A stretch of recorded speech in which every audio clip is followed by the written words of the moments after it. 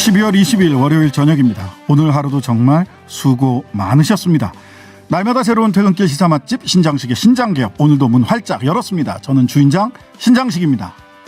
김건희 씨의 뉴욕대 경력도 허위일 수 있다, 민주당 측이 주장입니다. 국민의힘은 이를 가짜뉴스로 규정하고 고발할 방침이라고 밝혔는데요. 의혹을 제기한 더불어민주당 현안대응 TF 소속인 김승원 의원에게 자세한 내용 들어보겠습니다. 여성가족부가 어제 처음으로 양육비 미지급자의 신상을 공개했습니다. 배드파더스라는 사이트를 통해 양육비를 주지 않은 부모의 신상을 공개해 1천여 건 가까운 양육비 문제를 해결한 구본창 전 배드파더스 대표님과 관련 이야기 나눠보겠습니다. 매주 월요일 여야 현역 중진 의원들과 함께 한 주간의 이모저모를 따져보는 중진의 격, 더불어민주당 김성환 의원, 국민의힘 조혜진 의원과 차례로 이야기 나눠보겠습니다. 신장식의 신장개업 단골 손님 여러분과 함께 꾸려가고 있습니다. 유튜브와 홈페이지 게시판 모두 열려 있고요. 짧은 문자 50원, 긴 문자 100원, 샵 0951번으로 보내주십시오. 오늘 하루 소식들 푸짐하게 준비했습니다. 신장식의 신장개업 밥상 들어갑니다. 퇴근길 오늘의 뉴스를 깔끔하게 정리해드립니다. 옥석을 가리는 신장개업 뉴스 브리핑, 헬마우스 임경민 작가, 시사저널 구민주 기자 오셨습니다. 안녕하세요. 안녕하세요. 네, 잠깐 춥더니 다시 기온이 겨울답지 않은 기온으로 다시 올라갔습니다. 네, 오늘도 가족 리스크 공방, 그다음에 신지혜 전 녹색당 공동운영위원장이자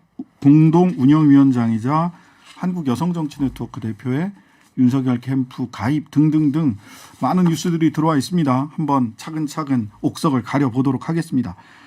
자, 김건희 씨 관련해서는 뉴욕대 허위 이력 의혹이 가장 뜨거운 상황이죠. 네, 김건희 씨가 수원여대와 안양대 강사 지원 당시에 이력서에 썼던 미국 뉴욕대 연수 경력이 허위일 가능성이 제기가 됐는데요. 이를 두고 여야가 공방전을 주고받고 있습니다. 우선 민주당은 김 씨가 이력서에 기재했던 연수 프로그램 자체가 당시 뉴욕대에 존재하지 않았고 뉴욕대에 잠시 방문한 것을 학력란에 적어서 경력을 부풀렸다고 비판했습니다. 이에 윤 후보 측은 김 씨가 2006년 6개월짜리 서울대 GLA 과정을 다녔고 이 과정에서 뉴욕대 단기 연수가 포함돼 있었다라고 반박을 했는데요. 그러면서 당시 김건희 씨로 추정되는 인물이 뉴욕대 스턴 비즈니스 스쿨에서 강의를 듣는 중앙일보 보도사진, 그리고 해당 과정의 수료증 사진을 공개하기도 했습니다. 그런데 이에 대해서도 곧장 다시 허위라는 의혹이 제기가 됐는데요. 국민의힘이 공개한 보도사진과 수료증에는 2006년 10월 23일부터 27일까지 5일간 뉴욕대 청강 프로그램에 김 씨가 참여했다는 내용이 담겨 있는데요. 김 씨는 교수 지원 이력서에 2006년 10월부터 11월까지로 기간을 다르게 적었고요. 특히 수료증 사진은 김 씨가 아니라 당시 김 씨와 함께 뉴욕 연수를 했다고 증언한 설기환 전 한국문화콘텐츠진흥원 본부장 이름이 수료자로 적혀 있었습니다. 이게 사실은 지금 이제 국민의힘 쪽에서는 조금씩 초점을 바꿔서 지금 논박에 임하는 방식이거든요. 원래 처음에 제기됐던 문제는 학력이나 경력이 좀 부풀려졌거나 허위가 섞여 있다, 이런 주장이었는데 그중에서 지금 국민의힘에서는 반박이 가능한 것만 이제 몇 개 추려서 반박하는 방식으로 가짜 뉴스다라는 이제 논리를 내세우고 있는 방식인데 이게 지금 그 나머지 수많은 의혹들에 대해서는 이제 해명을 얘기를 안 해요. 네, 포기를 하고 이제 몇 가지만 이제 포인트를 잡아서 이제 하는 방식입니다. 그런데 문제는 뭐냐면 이 해명마저도 그게 사실에 부합하느냐, 혹은 지금 제기되고 있는 문제에 대한 답변으로 충분하냐, 이제 이런 문제인데 지금 구민주 기자님께서 정리를 해주신 것처럼 핵심 문제는 이거를 경력이나 연수로 넣을 수 있느냐입니다. 오히려 더 문제가 되는 거는 학력란에 넣었다는 거 아니에요? 그렇습니다. 이제 안양대 같은 경우는 학력란에 넣었고 기존에 이제 수원여대 같은 경우는 이제 학력 및 연수. 학력 및 연수 그 안에 넣고 이제 괄호로 이제 연수라고 표시했다, 이제 이런 건데 네. 문제는 애초에 이 과정 자체가 GLA라는 서울대 GLA 과정, 뭐 글로벌 리더 아카데미죠. 이제 이거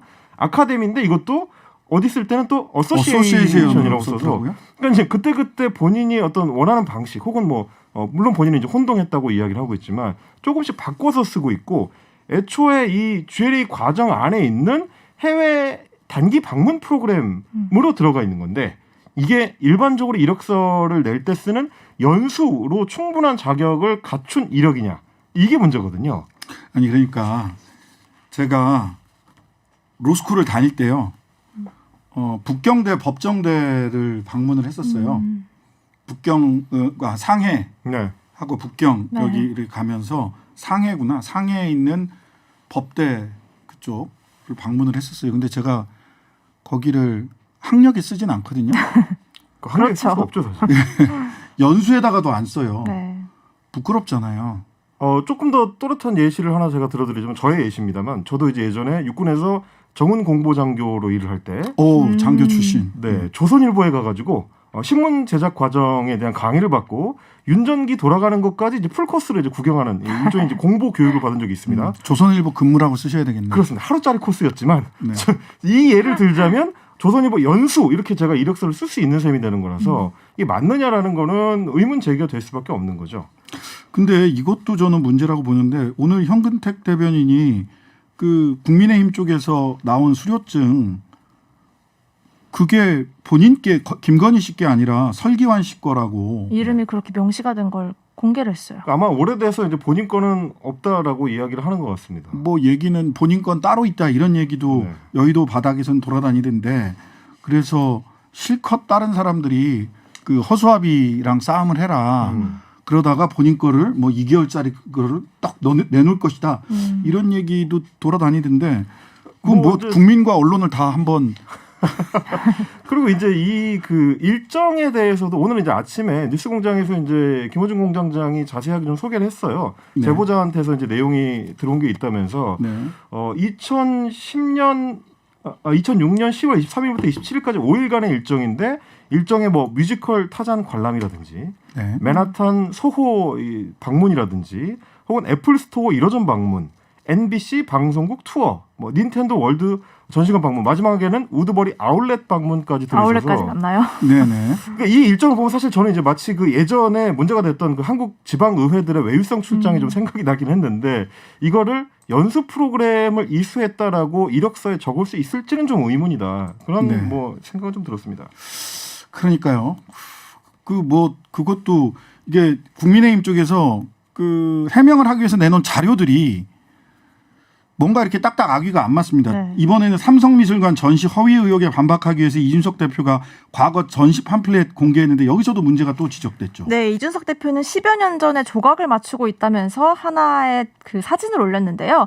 김건희 씨의 전시 참여 도록 팸플렛이었습니다. 앞서 김건희 씨는 한 전시 참여 도록에 삼성미술관 전시 이력을 기재한 바 있었는데요. 이 삼성미술관인 리움 측은 김 씨가 전시한 사실이 없다고 밝혔고 김 씨는 다시 삼성미술관이 아니라 삼성플라자 내부 갤러리에서 한 전시였다라고 해명한 적이 있었는데요. 이 해명을 거들기 위해 이준석 대표가 어제 김 씨가 김명신이라는 이름이 당시에 과거 전시에 참여했던 팸플릿을 공개를 했는데요. 이제 이 대표가 공개한 이 팸플릿은 김건희 씨가 앞서 도록에 적었던 삼성미술관 전시 이력과는 전혀 다른 전시 팸플릿이었고요. 네. 특히 이 대표가 공개한 이 팸플릿 안에는 김건희 씨가 자신의 한림성심대 강의 이력을 또다시 한림대 강의로 기재한 사실이 담겨 있었습니다. 그러니까 네. 해명에 힘을 보태려다가 의혹이 더 추가된 셈이죠. 그러니까 이런 식으로 조금씩 그 초점을 비틀어서 해명하는 방식으로 가면 안 됩니다. 이거는 사실은 지금 제기되고 있는 의혹들에 대해서 제대로 답변하는 태도가 아니거든요. 지금 구민주 기자께서 좀 정리를 해주셨지만 처음에 문제가 됐던 거는 왜 이력에 그 당시에는 존재하지도 않았던 삼성미술관에서 개인 전시를 한 걸로 적었느냐라는 문제 제기였거든요. 네. 근데 그게 소위 말하는 이제 AK 플라자, 삼성 플라자 갤러리로 넘어갔다가 근데 이 전시회에 참여했는지는 맞느냐 이걸 문제 제기를 했더니 하긴 했는데 다른 이름의 전시였다. 이제 이렇게 되는 거거든요. 네. 그럼 처음에 이력서에 적었던 거는 완전히 엉뚱한 얘기가 되는 건데 그 부분에 대한 제대로 된 해명은 없이 하기는 했다. 이런 식의 해명이 되고 있는 겁니다. 그래서 제가 좀 다른 자료들을 좀 찾아보니까 국민의힘에 공개한 그러니까 이준석 대표가 공개한 그 팸플릿에 우측에 보면 사진에 살짝 걸쳐가지고 백연수 작가라는 분이 노출이 돼 있어요. 같이 이제 그 당시 작품을 게시를 네, 했던. 네, 네. 근데 백연수 작가가 그럼 이 문제의 휴먼스케이프닷컴 전시를 어떻게 자기 이력에 쓰고 있는지를 봤는데 네. 그분은 다 제대로 썼습니다. 네. 2003년 휴먼스케이프닷컴 전시 삼성플라자 갤러리 삼성미술관이라고 쓰질 않았어요. 그러니까 다른 분은 똑같이 참여했던 다른 분은 정확하게 쓰고 있는데 왜 김건희 씨는 삼성미술관이라고 쓰면서 그 당시에는 원래 다들 그렇게 썼다라고 해명을 했는지 이런 부분을 정확하게 밝혀야 되는 거거든요. 그다음에 그 교생 실습한 거를 근무라고 써놨던 부분도 국민의힘 쪽에서는 야 거기서 교생 실습한 게 맞잖아 하고서 화를 벌컥 냈어요. 근데 처음부터 네. 교생 실습한 걸 왜 근무라고 썼느냐 네. 그렇죠. 라고 문제 제기를 했는데 교생 실습한 게 맞다니까 라고 화를 벌컥 내서 허위인 이건 게 또 하나도 뭐지? 없다니까 이러고 있어요 지금. 근데 이건 그러니까. 좀 정확하게 정리를 해드릴 필요가 있는 게 사실 네네. 교생 실습이라는 거는 노무를 제공하고 임금을 받는 근무하고는 천지 차이입니다. 네. 교생 실습은 애초에 교생 실습을 보내는 학교 쪽에서 이번에 이제 실습비 받아요. 광남중학교인데 실습비를 학교에 줘야 되는 거예요. 왜냐하면 10만 원 이거는 정도 줬다고 그래요. 교육 활동의 일환이고 수업의 일환이기 때문에 네. 공부를 하러 가는 거거든요. 네. 거기에 이제 교사로서 학생들을 가르치러 가는 게 아니고 교생 실습을 하러 가는 거기 때문에 이거를 근무 이력으로 쓸 수 있다고 생각하는 교사는 대한민국에 아무도 없습니다. 네. 그 부분에 대한 명확한 해명이 돼야 되는 거지 교생 실습은 했습니다라고 해서 해명이 되는 게 아닙니다. 네. 자, 이재명 후보 장남이 성매매 암시하는 글을 올렸다는 의혹도 보도가 됐어요. 네, 조선일보 단독 보도에 따르면요. 이 후보 장남이 2019년부터 2020년 사이 온라인 포커 커뮤니티 사이트에 올린 게시글 200여 개 도중 도박을 해서 딴 돈으로 유흥업소에 다녀온 뒤 자랑하는 복수의 글이 포함됐다는 것이었는데요. 그 예 중 하나로 2019년 10월 1일 이 씨 아들이 도박에서 이겼다는 속어인 위닝이라는 표현을 쓰면서 위닝한 돈으로 유흥을 하고 왔다. 친구도 사줬다. 니들도 위닝해서 여자 사 먹어라. 라고 쓴 글을 제시했습니다. 이 후보는 앞서서 아들 성매매 의혹에 대해 본인이 절대 아니라고 하니 부모로선 믿을 수밖에 없다라고 해명한 바 있습니다. 네. 근데 또 김종인 위원장은 네거티브 자제하면서 이재명 후보 아들에 대한 고소 고발은 하지 않는다라고 정리를 하긴 했네요. 네. 이게 얼마나 효과를 발휘할지 말은 그렇게 하는데 지금도 오늘도 공방은 양측 다 쉬지 않고 이어지고 있습니다. 자, 오늘 정책 행보 각각 이재명 후보는 소상공인 지원 대책을 내왔고 윤석열 후보는 강원도 철원 군부대 방문했네요. 네, 이재명 후보는 코로나19로 인한 손실을 사전에 보상하는 사전 손실 보상제를 발표하면서요. 소상공인 자영업 7대 공약을 내놨고요. 윤석열 후보는 강원도 철원 군부대 방문해서 군 처우 개선을 제시했는데요.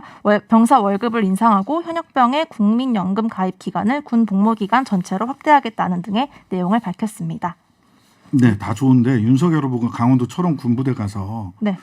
병사 월급 대폭 인상하고 국민연금 가입 기간 군 복무 기간 전체로 확대하는 거 좋아요. 근데 그게 있더라고요. 상해보험 가입하는 거. 네, 군인들 상해보험 가입하는 게 있는데 그거는 나라에서 책임져야 되는 겁니다. 왜 보험을 가입하게 합니까? 그리고 이제 뭐 병사 월급이라든지 군내 이제 처우 개선 문제, 복무 생활에 대한 개선 문제 같은 것들은 사실은 그동안 문재인 정부에서 이제 꾸준히 문제 제기를 하면서 이제 높여왔던 측면이 네. 있거든요. 이제 뭐 윤석열 후보가 정말 이제 진실성을 가지고 이 문제를 접근을 한다면 그 부분에 대한 인정 이후에 어떻게 개선할지를 제시하는 게 조금 더 진정성 있어 보이지는 않을까 뭐 그런 생각이 좀 들긴 했습니다. 네, 다음은 오늘 하루 제 페북 탐라도 굉장히 이 소식으로 시끌시끌했는데 네. 국민의힘의 신지혜 한국여성정치네트워크 대표 영입 이거 어떻게 이루어진 건가요? 네, 김한길 전 대표가 이끌고 있는 국민의힘 선대위 새시대 준비위원회 수석 부위원장으로 오늘 임명이 됐는데요. 신지혜 대표는 윤석열 후보가 여성폭력을 해결하고 기후위기에 대응하고 좌우를 넘어 전진하는 대한민국을 만들겠다고 약속해 함께하기로 했다면서 입장을 밝혔습니다. 신 대표는 특히 현 정권과 민주당의 부동산 정책 실패 그리고 지난 민주당 지자체장들의 성폭력 사건 등을 비판하면서 국민의힘의 합류 이유를 밝혔는데요. 윤 후보 역시 신지혜 씨와 대화해보면 기존 국민의힘 분들과 큰 차이가 없다고 말하며 환영했습니다. 네, 이준석 대표 반응이 궁금해요. 이준석 대표 오늘 별다른 의견이 없다라고 짧게 답변을 했습니다. 다만 이제 오늘 오전에 계속 여러 기사를 통해서 얘기가 나왔던 거는 회의 자리에서의 이 충돌 얘기가 주로 많이 됐었습니다. 오늘 이제 선대위 회의가 비공개로 진행되는 동안에 내부에서 이제 고성이 오가고 누군가 이제 책상을 치는 것 같은 소리. 이준석 대표가 책상 쳤다면서요? 네, 이준석 대표가 쳤다고 하고. 들렸습니다. 그래서 이제 기자들이 아무래도 누구랑 그렇게 다툰 거냐 이제 이런 얘기에 이제 관심이 집중됐었는데 조수진 공보단장하고 서로 간의 역할 분담을 놓고 이준석 대표는 이러이러한 부분을 좀 이제 챙겨달라라고 했는데. 조수진 공보단장은 나는 후보의 명령만 받는다. 이렇게 하는 바람에 이게 또 무슨 말이야 도대체. 그러게 말입니다. 그러니까 이준석 대표는 궁금합니다. 아니 내가 상임선대위원장인데 누구 말을 말을 듣겠다는 거냐 이제 이런 얘기가 나올 수밖에 없었던 거고요. 그러니까 오늘 이제 신지혜 대표의 영입과 조수진 단장과의 충돌 이런 맥락들을 같이 좀 살펴보실 필요가 있는 게 네네. 신지혜 대표의 영입은 지지난주에 이수정 교수의 영입과 비슷한 맥락에 있습니다. 그래서 그동안에 이준석 대표가 당의 어떤 그 앞으로의 추구할 방향이라고 짚었었던 소위 말하는 이제 2030 남성층을 겨냥한 국민의힘의 어떤 구애 이거에 대해서 사실상 윤석열 후보 캠프 입장에서는 사실상 일종의 파산 선언을 한 게 아니냐. 왜냐하면 너무 방향성이 다른 두 개의 그 인물을 두 사람의 인물을 영입하는 걸 연속적으로 하면서 사실상 이준석 대표가 문제 제기해왔었던 부분을 무시한 거다. 이제 이런 신호를 발신하고 있는 거고요. 조수진 단장과의 충돌도 그 맥락에서 보면은 지금 캠프 내부에서 이준석 대표의 입지가 계속 좁아지고 있다. 그렇다면 과연 이게 2030 남성층을 향해서는 또 어떤 신호로 작용을 하게 될지 이걸 좀 종합적으로 같이 볼 필요가 있을 것 같습니다. 홍준표 의원은 청년의권 플랫폼 통해서 이번 영입을 두고 한마디로 잡탕밥이다 이렇게 얘기는 했네요. 자, 하태경 국민의힘 의원도 페미니즘 추가하면 젠더 갈등은 해소되고 청년 지지층이 더 오를 것이라는 간단한 생각을 했겠지만 이는 젠더 갈등 심각성을 몰라서 그러는 거다. 이런 이야기를 했고요. 근데 이제 사실 민주당과 정의당 그리고 그쪽보다도 오히려 그 여성 운동을 하는 진영에서 신지혜 씨의 윤석열 캠프 합류 본인이 국민의당 입당은 아니다 이렇게 얘기를 하긴 했는데 분노, 허탈 네. 이런 입장이었죠. 보니까. 네. 그러니까 이게 변신에도 논리가 있고 단계가 있고 어떤 방향성이 납득이 가야 하는 건데 굉장히 갑작스럽고 어떻게 보면 좀 황당한 네. 오전에 갑자기 이제 발표된 내용이었기 때문에 왜냐하면 바로 지난주까지만 하더라도 뭐 자신의 SNS에 이렇게 썼습니다. 국민의힘 술자리는 충격과 공포의 자리인 듯 이라면서 노재승 전 선대위원장 영입과 관련해서 굉장히 좀 강력하게 비판을 했었고요. 그랬죠. 오늘만 하더라도 지금 오죽하면 소위 말하는 신만 대장경이라고 해가지고 신지혜의 SNS에 올라오는 8만 대장경이다 해서 트위터에 올랐던 온갖 그 글들이 지금 발굴이 돼서 좀 돌아다니고 있습니다. 그러면서 2018년 당시에 녹색당 후보로 서울시장에 출마했을 당시에 손팻말을 들었는데 거기에 이렇게 적혀 있었습니다. 더불어민주당은 자유한국당과 한패입니까? 라고 적혀있는 이제 비꼬는 손팻말이었는데 네. 그걸 다른 SNS 이용자가 재인용을 하면서 저는 한패니까요 라고 이렇게 이야기하는 걸 비꼬는 걸 봤을 때 지금 신재 대표를 향한 어떤 여론의 방향성이 어떻게 움직이고 있는지는 조금 짐작을 해볼 수 있는 대목인 것 같습니다. 네, 녹색 코트가 인상적이더라고요. 빨간색 그 목도리를 매줄 것이다라고 하는 것이 이렇게 감안된 네. 녹색 코트와 코디였죠? 빨간색 네. 예, 크리스마스 트리룩 그러네요. 트리로 이렇게 만들어서 복장을 배려를 했더라고요. 예, 그렇게 준비를 했던 모습이었습니다. 자, 오늘은 여기까지 살펴보도록 하겠습니다. 헬마우스 임경빈 작가, 시사저널 구민주 기자였습니다. 감사합니다. 고맙습니다. 감사합니다. 국민의힘 윤석열 후보 배우자 김건희 씨의 경력 부풀리기 의혹이 연달아 나오고 있습니다. 민주당은 이게 과연 공정이냐라는 의문을 제기하고 있고 국민의힘은 가짜 뉴스를 생산하고 있다라며 법적 조치도 불사한다는 입장입니다. 민주당 현안 대응 TF 김승원 의원 연결해서 자세한 이야기 들어보겠습니다. 안녕하세요, 의원님. 네, 안녕하세요. 예, 김성원 의원입니다. 네네. 그 가장 최근에 민주당 현안 대응 TF에서 새롭게 제기한 의혹부터 먼저 여쭤보겠습니다. 네, 서울대 GLA 과정 중에 있을 때 뉴욕대에서 단기 연수했던 경험을 이력서에 날짜를 조작해서 게재했다. 이 부분이 의혹의 핵심일 텐데 좀 자세하게 설명해 주시죠. 지금 김건희 씨가 수원여대 교수 초빙 지원서를 제출하면서 서울대 GLA 과정 중에 있던 뉴욕대학교 연수를 2006년 10월부터 2006년 11월까지 다녀왔고 연수 실적으로 기재를 했는데요. 근데 저희가 그 사실관계를 파악해 보니 1개월의 연수가 아니라 서울대 GLS 과정 중에 있던 뉴욕대에 아마 체험 정도, 체험 5일 정도 정도, 하는 그런 길어야 거, 5일 정도. 예. 예, 체험하는 거였는데 그 기간도 아마 5일 이하인 것으로 보입니다. 네, 네. 그 5일 이하를 2개월로 해서 만약에 뉴욕 유니버시티에 연수를 다녀온 것으로 그렇게 과장해서 거짓 기재한 것이죠. 그것도 학력란에 기재를 했다고. 네, 그렇습니다. 예, 국민의힘 쪽에서는 학력란에 기재를 했지만 맨 끝에 괄호 열고 괄호 닫고 해서 연수라고 기재는 했으니 거짓말은 네네. 아니지 않느냐 이렇게 얘기를 했는데 이런 국민의힘 쪽의 해명은 어떻게 보십니까? 네, 지금 그 국민의힘 측에서 제출한 연수증은 그 김건희 씨 본인이 아닌 전 콘텐츠진흥원 설기환 씨라는 분 거를 냈고요. 왜 본인께 아닌 걸 낸 거죠? 좀 이해가 안 가는데. 본인께 아닌 걸 냈고, 네, 그다음에 이게 좀 1개월 연수인 것으로 되어 있는데 네, 아까 말씀하셨듯이 길어야 5일, 네. 5일에 불과한 거고 거의 뭐 체험 프로그램에 불과한 거라 이것은 상식적으로는 다 이렇게 쓰질 않거든요. 네, 네.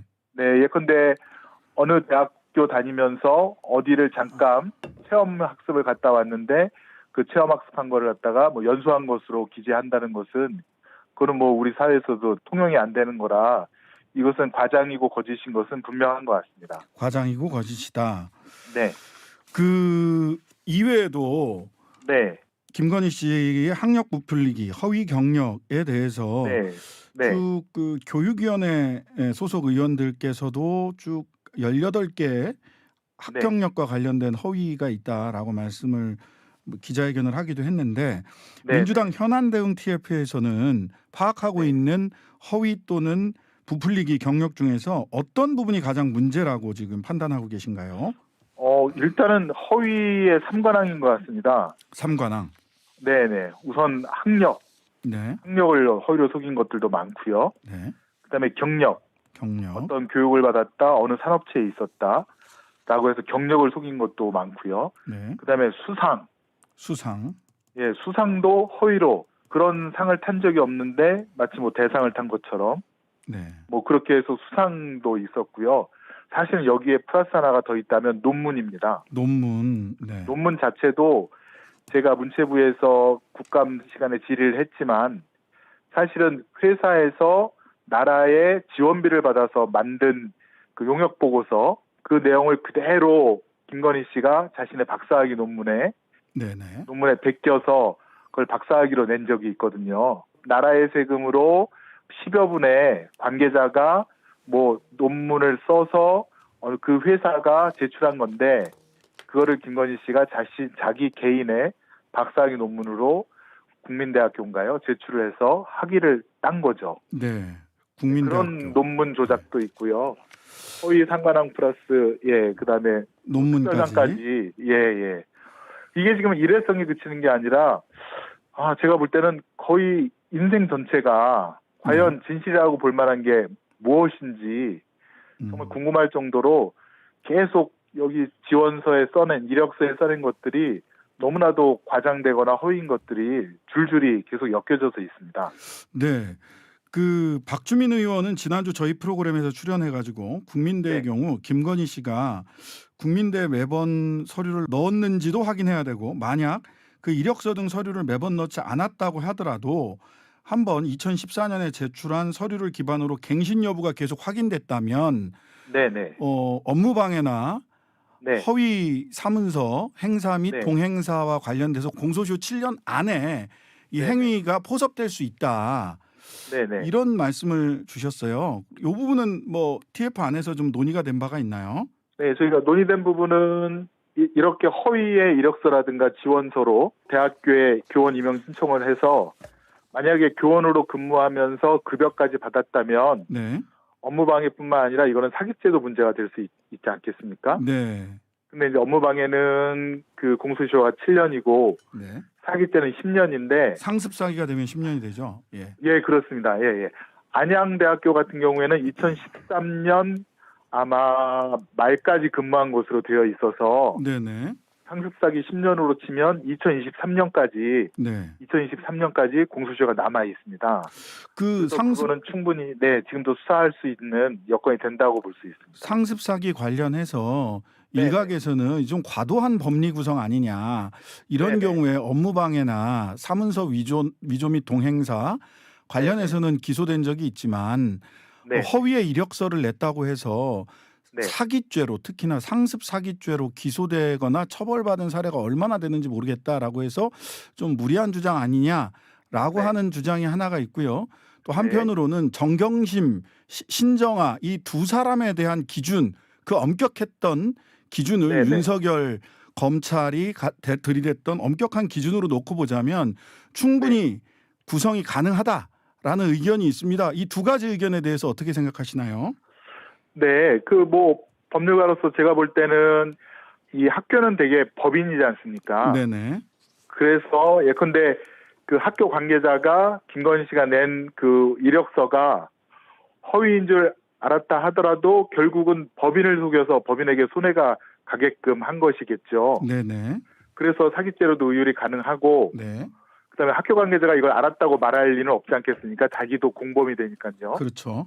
예, 그러면 학교 관계자는 나는 몰랐다. 이거 이력서 진실이라고 믿고 교원으로 채용했다라고 하면 그거는 뭐 거의 무조건 김건희 씨의 상습사기 단독범이 되기 때문에 네네. 충분히 이것은 처벌할 수 있고 또 사기죄로 처벌을 해야지만 김건희 씨에게 지급되었던 그 대학생들의 등록금 그런 것도 더욱더 환수할 수 있는 직접적인 근거가 될 것으로 생각됩니다. 그렇죠. 사기죄로 의율돼야 환수할 수 네네. 있죠. 범죄 수익을 환수할 수 있죠. 예, 그렇습니다. 네. 자, 한 가지 더 법리상 검토되고 있는 것이 네. 그 재직증명서 같은 경우 네. 게임산업협회 재직증명서와 관련해서 정당한 재직증명서를 제출했다라고 윤석열 후보가 얘기를 했고 그다음에 법이나 이전에 존재한 연합회 같은 곳에서 일종의 비상근 무보수 이사로 근무했다. 큰 문제 없다라고 또 얘기를 하기도 했습니다. 네네. 예. 이게 공직선거법상 당선 목적 허위사실 공표행위다. 네네. 라고 시민사회단체에서 또 고소고발을 하기도 했는데 네네. 이게 공직선거법 위반 소지가 있다라고 법리 구성을 할 수가 있을까요? 우선 그 국민의힘이라든가 윤석열 후보는 본인들이 뭘 지금 잘못하고 있는지를 모르는 것 같아요. 네네. 첫 번째는 교수 지원을 하면서 본인의 재직증명서를 낸 경우는 저는 들어보질 못했거든요. 네, 경력증명서를 내야 되는데. 네, 경력증명서를 내야 되는데 또 경력증명서 그 재직증명서 기간이 꼭 3년에 맞춰져 있지 않겠습니까? 그렇습니다. 네, 이 겸임교원이라고 하는 것은 전문적인 영역에서 일을 하시는 분이 실력을 학생들에게 말씀드리고 경험을 가르쳐주기 위해서 교원의 일도 같이 겸임해서 한다 그래서 겸임교원, 겸임교수신데요. 그 요건이 3년 이상 산업체 경력자여야 합니다. 네. 그래서 거기에 맞추려고 한국게임산업협회 기획팀 기획이사라는 3년 경력, 또 H컬처 테크놀로지라고 하는 그런 회사의 이사로 3년 경력을 교수 초빙 지원서에 쓰다 보니까 이 협회라든가 법인이 설립하기도 전에 설립하기도 1, 2년 전부터 뭐 거기에 근무했다라고 하는 이런 허위 내용에 산업체 경력자, 경력 요건을 갖다가 쓰게 된 것이고요.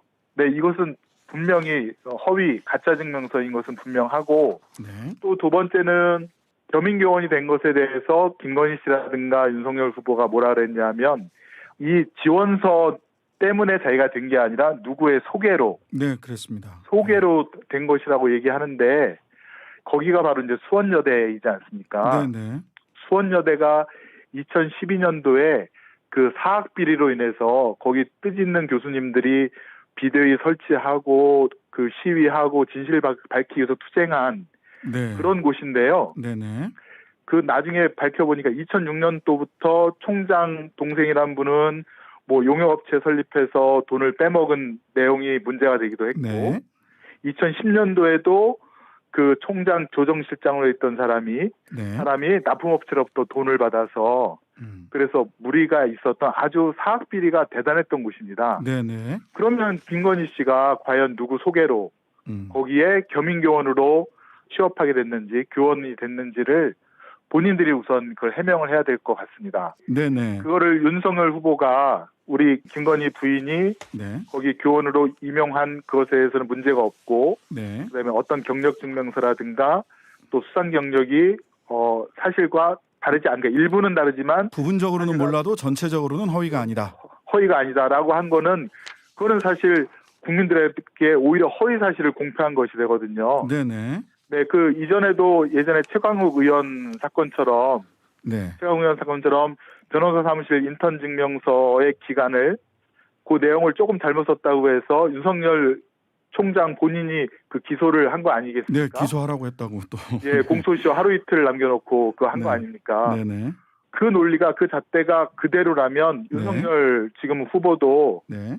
부인의 이런 허위 경력 또 허위 사실에 대해서 대부분 허위가 아니다라고 거짓말한 것은 이거는 공직선거법 위반이 될 소지가 충분하다고 생각합니다. 네네. 그러면 TF에서 지금까지 말씀해 주신 부분들 그리고 또 네. 뭐 몇 가지 더 김건희 씨 금전 관련해 가지고 들여다보고 있는 게 있다라고 TF 팀장님이신 박주민 의원이 며칠 전 저희들 인터뷰에서 말씀을 주셨는데 네네. 본격적으로 법리 검토를 끝내고 실제 고소 고발 언제쯤으로 계획하고 계십니까?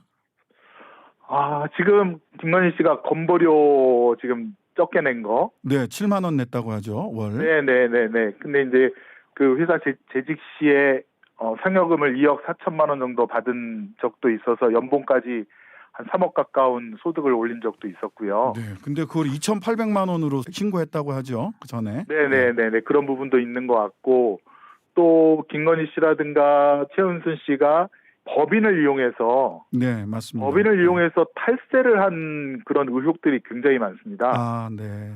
예컨대 법인을 이용해서 사업을 하되 그 법인의 손실이라고 하죠. 송금. 네네. 송금을 과대 부풀려서 네. 예컨대 이익을 갖다가 거기서 이제 현금으로 빼먹고 네. 나중에 법인의 이득은 적은 걸로 해서 세금을 적게 부과받는다든가 법인 소득세 안 내게 되죠. 네, 아니면 부과된 소득조차도 법인을 청산 절차 파산시켜버리는 아, 네. 그런 의혹들이 지금 저희가 지금 지켜보고 있는데요. 아, 금전 관련돼서 들여다보고 있다는 게 그 부분이군요. 법인을 네, 활용해 가지고 네, 탈세, 그다음에 말하자면 횡령이라면 법인에 대해서는 횡령이 될 수 있는 거죠. 예. 그렇습니다. 그리고 조세 포탈도 되고요. 조세 포탈. 예. 네, 그리고 그 아들이 운영하는 요양병원에 네네. 어머니가 경영하는 법인이 네. 그 증여의제라고 하죠. 네네네. 거기에 뭐 어떤 시설이라든가 설비를 사주고 그걸 갖다가 손실 처리해서 네. 이쪽으로는 증여이고 아들한테는 증여고 본인한테는 손실 처리를 통한 조세 포탈. 네네. 증여세, 증상여세 포탈하는 거죠. 예. 네네, 그렇습니다. 그런 좀 의혹도 있고 그래서 네네. 그것들을 좀 종합적으로 검토한 다음에 정말 그 종합비리 세트와 같은 그것들을 한번 국민 여러분께 수상히 한번 말씀드릴 날이 곧 올 것이라고 생각합니다. 네. 뭐 올해 안에는 고소고발이 이루어지겠네요. 올해 안에요? 예. 그럼 더 열심히 해보겠습니다.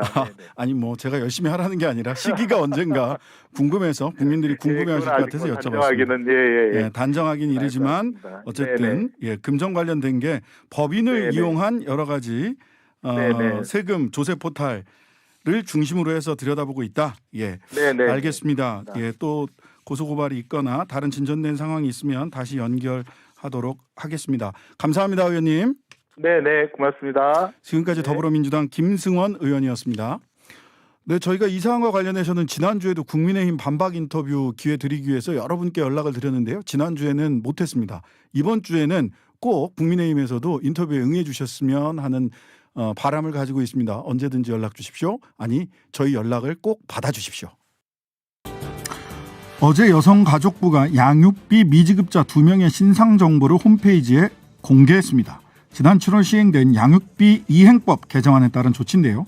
이 양육비 문제를 사회적 이슈로 끌어올리고 결국 법 개정을 이끌어낸 사이트가 바로 배드파더스라는 사이트입니다.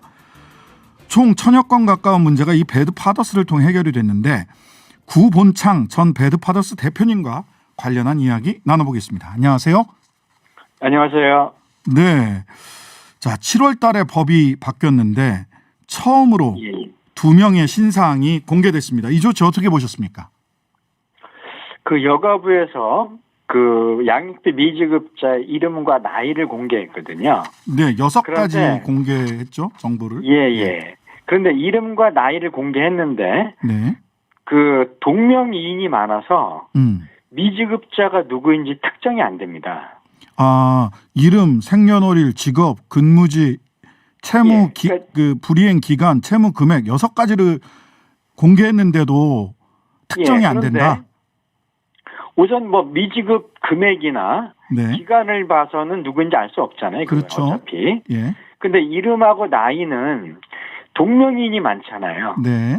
그러니까 동명이인이 많아서 미지급자가 누구인지 특정이 잘 안 되고요. 네. 그 다음에 근무지의 주소하고 직업 근무지. 직업을 공개했거든요. 네네. 그런데 근무지의 주소가 도로명 주소입니다. 예를 들면 뭐 검단로 26번 길 이렇게 돼 있거든요. 네, 그렇죠. 도로명 그런데, 주소로 하게 돼 있어요. 법에 보니까. 예. 네. 그런데 그 도로명 주소 안에는 수많은 직장들이 있고요.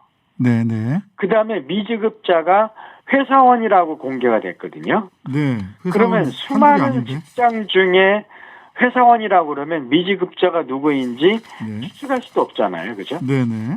예, 그러니까 이 신상 공개 목표는 미지급자에게 심리적인 압박을 통해서 미지급을 해결하도록 하는 건데 이렇게 네네. 미지급자가 누구인지 특정되지 않으면 실효성이 거의 없죠. 그러네요. 주소 예. 또는 근무지가 법상 제21조의 예. 5 명단 공개 보니까 예. 건물 도로명 주소에 건물 번호까지 한다라고 하니까 예. 몇 동 몇 호 이거는 안 나와요. 예, 그러니까 도로명 주소거든요. 예, 도로명 주소의 건물 번호까지만 딱 나오고 세부 주소는 상세 주소는 공개 대상이 아니네요. 법을 지금 예, 저도 예. 살펴보니까 지금. 예. 아, 이거 굉장히 많이 공개하는 것 같지만 사실상은 압박을 느낄 만큼 특정되지 않는다. 그렇죠. 미지급자가 누구인지 이렇게 갖고는 전혀 특정이 되지 않습니다. 그러면 어디까지 특정을 해야 됩니까? 그러니까 이거는 근본적으로 네. 그 미지급자의 얼굴이 공개되지 않으면은요. 얼굴 공개. 예, 얼굴이 공개되지 않으면은 이건 실효성이 거의 없다고 보여집니다. 네. 이게 근데 얼굴 공개는 현행법상 지명수배나 미성년자 대상 성범죄자 예, 여기로 딱 제한이 돼 있거든요. 예. 이거는 좀 쟁점이 될 수 있는데 과도한 거 아니냐라고 하는 반발이 벌써 이 예. 언론 기사 밑에 댓글로 예. 뭐 나쁜 건 알겠는데 그래도 지금 정도 정보를 공개하는 것도 과도한 거 아니냐. 근데 여기에 얼굴 공개까지 하자 이러면은 이건 너무 과도한 거 아니냐라고 하는 얘기가 나올 수도 있어요. 왜 꼭 얼굴 공개까지가 필요합니까? 우선 이제 그 성범죄자들의 네. 그 신상을 우리가 다 공개하잖아요. 얼굴까지요. 그죠? 미성년자 대상 성범죄자요. 예. 예. 그런데 여가부의 인식은 어떤 거냐면 네. 성범죄자는 아동을 대상으로 한 범죄자이기 때문에 그렇죠. 공개할 수 있지만 양육비 미지급자는 아동을 대상으로 한 범죄자까지는 아니기 때문에 과도하다 이런 입장이거든요. 네. 예. 그런데 지금 현행법상으로 있잖아요. 네네. 양육비 미지급이 네. 아동학대 범죄입니다. 네. 왜 범죄냐면은요. 네네.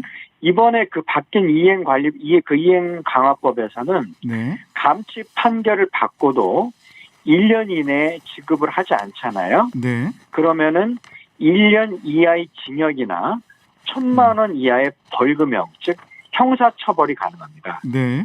그런데 만약에 이것이 아동학대 범죄가 아니라고 한다면 어떻게 형사처벌을 합니까?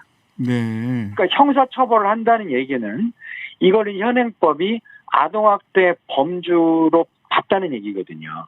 네. 그렇기 때문에 또 하나는요. 네네. 그 성범죄자들의 경우 있잖아요. 네네. 그 사람들은 과거에 범죄를 저지른 거지 지금 범죄를 저지르고 있는 사람들은 아니에요. 네. 그리고 또 이미 법적 처벌을 받았잖아요. 네네. 그럼 엄밀히 법 논리로만 보면은 일사부재의 원칙에 의해서 네. 그 사람들을 이중 처벌하면 안 돼요. 네. 그럼에도 불구하고 신상 공개를 하는 것은 네. 그 성범죄자들이 그 재범을 저지를 가능성이 있기 때문에 네. 사람들에게 그것을 갖다가 주의를 주기 위해서 알리는 거잖아요. 네. 그러니까 그런 것들이 사회적 합의에 의해서 신상 공개를 하게 된 거잖아요. 그런데 양육비 미지급이 아동학대 범죄라고 한다면 네. 이건 당연히 공개가 돼야 되는 거고요. 네. 그다음에 성범죄자들은 예를 들어서 본인들이 현재 잘못을 저지르고 있지 않지만 현재는 그러나 신상 공개가 계속 되고 있잖아요. 네. 그런데 이 양육비 미지급자들은 신상 공개를 해도 자 그 본인이 양육비를 해결하면 바로 신상 공개가 삭제되잖아요. 네. 그리고 신상 공개되기 전까지 그 양육자들이 이 신상 공개를 하려고 하면은요, 네. 감치 판결을 받아야 됩니다. 네. 그럼 감치 판결을 받을 때까지 보통 기간이 2년 걸려요. 네. 그럼 2년 동안 감치 판결을 받는 동안 이 사람들은 그걸 해결할 수 있는 충분한 기회와 시간이 있었잖아요. 네. 그리고 신청을 하고 나서도 3개월 동안 소명 기간을 줍니다. 네. 그럼 그때도 해결할 충분한 시간과 기회가 있었잖아요. 네. 그리고 해결을 하고 나면은 또 당연히 신상 공개 안 할 거고요. 네. 그래서 양육비 미지급자들의 신상 공개에 있어서 얼굴이 들어가는 것이 과도하다. 네. 이거는 사실 관점의 차이입니다. 네. 양육비 미지급을 아동학대 범죄로 보게 되면은 그게 당연한 거고요. 네. 범죄로 보지 않게 되면은 과도한 거죠. 네. 그 오히려 예. 현재 범죄가 지속되고 있는 범죄를 지속하고 있기 때문에 신상 예. 공개를 더 강하게 해야 된다. 이런 취지의 예, 말씀으로. 저는 그렇게 생각합니다. 예. 여기는 뭐 여러 가지 그 의견들이 있을 수는 있겠다 싶은 생각이 듭니다. 왜냐하면 예. 이게 이제 자의 복리, 아이들의 복리를 우선에 둬야 한다면 일단 그렇죠. 양육비를 예. 지금 보면 양육비를 긴급하게 지원하는 예. 긴급 지원 신청이 있습니다. 양육비를 예. 아주 오랫동안 안 주고 예. 또 이 사람 굉장히 애들이 긴급한 수요가 있을 때 아주 굉장히 예. 그 경제적으로 너무너무 힘들 때만 국가가 예. 한시적 양육비 긴급 지원 신청을 하고 예. 그다음에 국가가 그 양육자한테 배드 파더스나 마더스한테 돈을 그 구상하는 예. 이런 제도가 있는데 사실은 예. 제가 보기에는 법률가로서 제가 보기엔 이게 너무 폭이 좁다. 오히려 예. 국가에서 먼저 지급하고 그냥 예. 요청하면 특별한 사정 없으면 먼저 지급하고 나중에 국가가 직접 예. 구상을 해가지고 그 배드 파더스나 예. 배드 마더스한테 예. 구상을 해서 조세범에 버금가는 구상을 끝까지 재산 추적을 해서 하는 게 어떤가라는 생각도 들거든요. 이게 현실적으로 돈을 우리 아이들이 지원받을 수 있는 가장 현실적 방법 아닌가 하는 생각도 들어서요. 이 부분은 어떻습니까? 그런데 이제 이거는요. 예. 매월 20만 원씩 9개월을 지급합니다. 뭐 최장 1년이고요. 3개월 더 할 수 있고. 최장 3개월 연장해서 12개월인데 실제 이거 받으려고 하면은요. 그 가스가 끊기고 집에. 그러니까 너무 요건이 까다로워요. 예. 그러니까 이거는 정말 최악의 극빈자에게만 해당되는 거거든요. 그래서 이거를 기본적으로 신청하면 모두에게 지원하고 그런 다음에 구상을 국가가 하는 방식으로 해서 우선 그러니까 모든 양육자들에게 네네. 매월 20만 원 정도의 양육비를 다 받을 수 있도록 이렇게 한다는 얘기죠. 예, 뭐 20만 원 이상 20만 원으로 제한할 필요도 없고요. 그러니까, 제가 보기에는. 대지급제. 대지급을 국가가 먼저 하자는 거죠. 이 부분은 어떻습니까? 그런데 이것도 예를 들어 이제 그 대지급제에 대한 이야기가 많이 나왔었는데요. 네네. 지금 대지급제를 시행하고 있는 독일 같은 경우에 국가가 실제로 먼저 지급을 하고 받아들이잖아요. 구상권을 청구해서. 그렇죠. 그런데 그렇게 해서 받아들이는 금액이 실제로 한 27%밖에 안 됩니다. 네. 그러니까 받아들이는 금액이 27%밖에 안 되다 보니까 결국 이제 복지 예산으로 나가거든요. 그러면 이거는 이제 국민적 합의가 필요하죠. 왜냐하면은 양육비를 지급하지 않는 무책임한 부모들이 많은데 그걸 먼저 어떤 처벌을 해서 그 책임 있게 지급하도록 한 뒤에 아주 특별한 경우에만 국가 대지급제를 해야지. 그냥 모두에게 지급해버리면 왜 그 무책임한 부모들의 그것까지 국가가 세무를 나가느냐. 이런 이제 그런 논란이 일어날 수 있기 때문에 국민적 합의가 필요하잖아요. 그래서 그런 국민적 합의만 된다고 하면은 당연히 좋은 제도죠. 국민적 합의가 우선이다. 그러면은 하여튼간에 그 지금 배드 파더스 내지는 마더스도 있을 수 있으니까요. 배드 페런트에 대해서 훨씬 더 강한 처벌 그리고 예. 대지급제, 국가가 먼저 대신 지급하고 이후에 구상권을 행사하는 것, 이 두 예. 가지에 대해서는 어느 수위로 좀 조절을 믹스를 할 것인가 국민적 예. 합의가 필요하다. 이렇게 지금 예. 우리 구본창 대표님께서는 예. 주장 뭐 그렇게 좀 정리가 될 수 있는 건가요? 예, 맞습니다. 예. 네네. 자, 여전히 양육비 주지 않는 사람들한테 마지막으로 한 말씀 해주시겠습니까? 그러니까 제가 뭐 할 말은 양육비를 지급해야 된다고 뭐 당위성을 말하는 건데 네. 뭐 이분들에겐 전혀 먹힐 말이 아니기 때문에 강하게 처벌해야 뭐, 된다. 예. 그러니까 예, 제가 알겠습니다. 말하는 게 무의미한 것 같습니다. 네, 알겠습니다. 예, 지금까지 배드파더스 전 대표 구본창 님이셨습니다. 오늘 말씀 감사합니다. 예, 고맙습니다. 여성 폭력을 해결하고 기후 위기에 대응하고 좌우를 넘어 전진하는 대한민국을 만들겠다고 약속해 주셔서 함께하게 됐다. 신지혜 씨가 윤석열 캠프에 결합하면서 밝힌 입장입니다. 국민의힘은 범죄 피해자를 보호하기 위해 노력하는 정당이 될 것인가? 불법 촬영물을 유포 소지하는 범죄자 그 남자를 위해 여성 인권을 짓밟는 정당이 될 것인가? 여성들을 무시하고 배제하는 정당과 정치는 역사에서 반드시 사라질 것임을 명심하라. 신지혜 씨가 대표로 있던 한국여성정치네트워크가 지난 12월 10일 윤석열 후보와 이준석 대표의 N번방 방지법 재개정 추진에 대해 내놓은 입장입니다.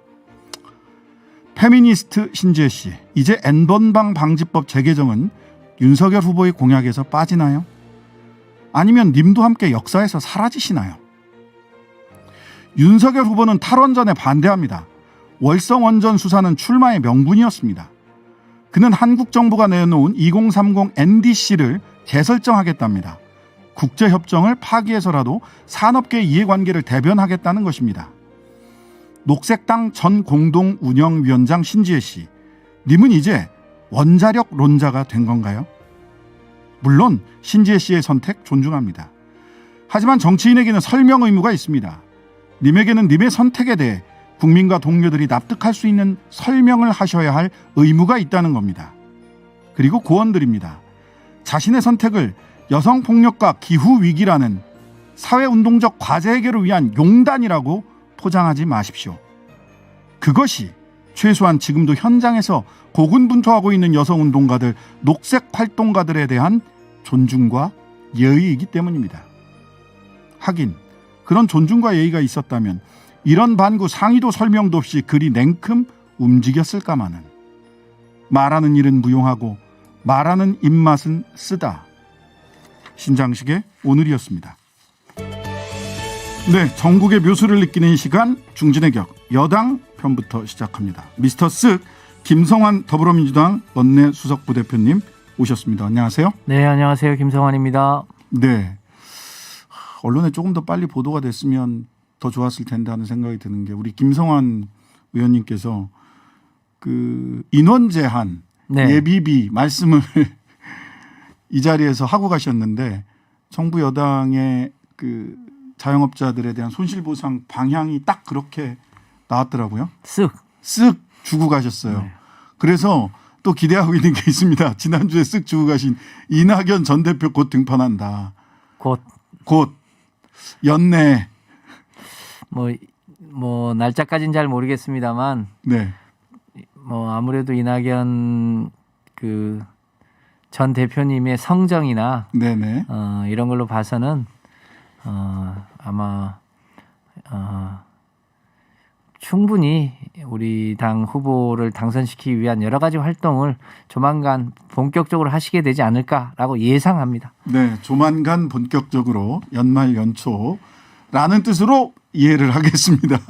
올해 안에 나오실지 아니면 내년 연초에 나오실지 모르겠습니다. 어쨌든 또 쓱 하나 주고 가셨는데 오늘은 어떻게 또 쓱 주고 가실지 여쭤보도록 하겠습니다. 오늘 먼저 뭐 가족 리스크 이런 얘기들도 있습니다만은 먼저 우리가 그래도 정책을 얘기를 해야 되니까 네. 정책 얘기를 먼저 해보겠습니다. 오늘 코로나 그 자영업 대책 오늘 자영업자 간담회 양당 후보 토론이 이뤄질까 기대했는데 이재명 후보만 참석했죠. 아쉽습니다. 저희 당 이재명 후보는 좀 윤석열 후보와 같이 토론할 수 있는 자리를 자주 가졌으면 좋겠다고 하는데 네. 자신이 없어서 그러신지 어쩐지 자꾸 피하시네요. 네. 사전 보상이 화두로 나왔습니다. 이거 어떻게 하는 겁니까? 지금은 피해가 있는 곳을 확인해서 선 피해 확인 후 보상 체계인데 네. 지금 자영업자 중에 벼랑 끝에 몰리신 분들이 많지 않습니까? 네네. 그래서 이런 분들에게는 우선 선 지원하고 그리고 이제 추후에 실제 피해 정도를 봐서 후에 정산할 수 있도록 해야 되는데 현행법은 선 피해 확인 후 보상 체계여서 네네.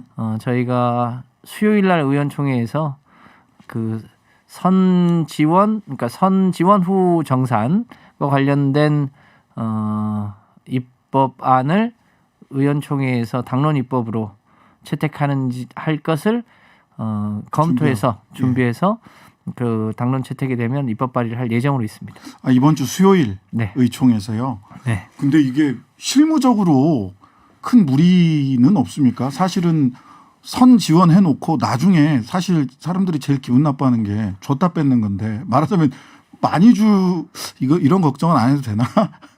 예, 혹시라도 후에 사후 정산할 때 그 과정이나 이런 게 약간 뭐 상상이 안 간다. 이거 그냥 말이다. 국민의힘이나 언론에서는 그런 비판도 하거든요. 어떻게 먼저 주고 나중에 정산하냐? 이렇게요. 그러니까 이제 일정의 기준들이 있겠죠. 네네. 그래서 그 기준을 넘어서면 뭐 조금 환급받는 수도 있을 거고 모자라면 좀 더 드릴 수도 있을 텐데 네. 지금은 이제 피해를 다 확인한 다음에 지원하니까요. 너무 늦죠. 너무 늦는 감도 있고 그래서 뭐 여러 가지 지원의 형식이라 그거는 뭐 얼마든지 설계하기에 따라서 가능한 거 아닌가 싶습니다. 네. 그다음에 손실보상과 별도로 320만 소상공인에게 100만 원씩 연내 지급한다.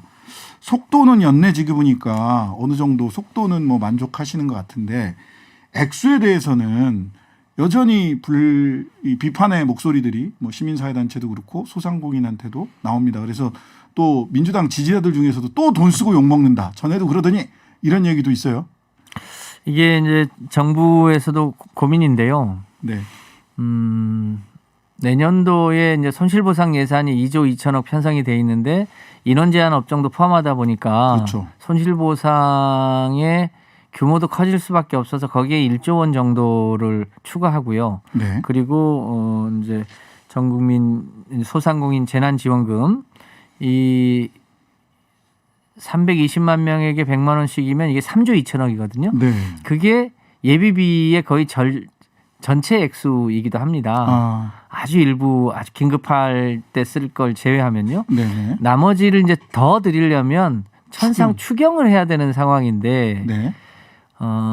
선거를 앞두고 여야 합의 없이 일방적으로 추경하기가 어려워서 네. 일단 정부가 이 추경을 하지 않고 할 수 있는 최대치를 긁어 모은 거고요. 일단 부족하다는 거 저희도 느끼고 있는데 네. 이 부분부터는 여야가 합의해서 추경 재원으로 빚을 내든지 아니면 별도의 방법으로 하는 수밖에 없겠다는 게 현재의 상황입니다. 더 많이 드리는 게 맞죠. 네. 100만 원이면 사실은 엄말의 오줌 누기 아니겠습니까? 그렇죠. 뭐 임대료 내기도 쉽지 않은 그 네. 돈만 가지고는 임대료 내기도 쉽지 않은데 자 그러면은 일단 예비비로 쓸 수 있는 건 최대치로 끌어서 일단 100만 원씩 드리는 거다. 네. 추경이 필요한데 지난번에 오셔가지고 특검 관련돼서는 야당과 협의가 좀 있는데 추경 관련해서는 별도의 협의가 없다. 현재까지는 일주일 전에. 네. 지금 일주일 지나서도 추경과 관련해서는 따로 협의는 없나요? 아예 의사 일정에도 동의를 안 하고 계셔서 지금 12월 임시국회. 그렇습니다. 계속 우리 당의 이재명 후보가 소상공인들의 어려움을 감안해서 오늘도 50조든 100조든 여야가 좀 합심해서 어떻게 손실을 구제할지에 대해서 협의하자라고 네. 했는데 묵묵부답입니다. 묵묵부답이다. 이따가 조혜진 의원에게 왜 이렇게 묵묵부답이신지 한번 여쭤보도록 하겠습니다.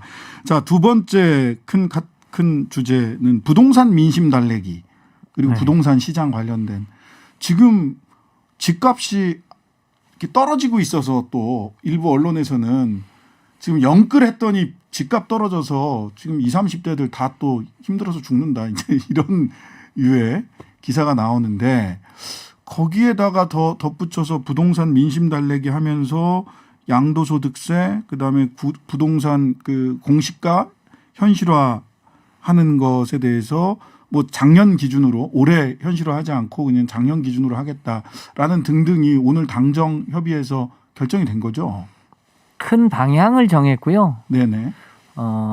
어떤 정책을 통해서 할지에 대해서는 아직 확정하지는 않았습니다. 네네. 그 이제 최근에 일부 지역에서 이제 부동산 가격이 하락하는 조짐들이 좀 있지 않습니까? 전반적으로는 좀 안정이 되고 있고요. 네. 그럼에도 불구하고 올 연초부터 계산해 보면 전반적으로는 가격이 많이 상승이 됐거든요. 네. 그 상태에서 내년도에 이제 재산세라든지 의료보험료가 부과가 되면 1가구 1주택자들에게도 이제 세금 부담이 더 커지게 되어 있어서 네.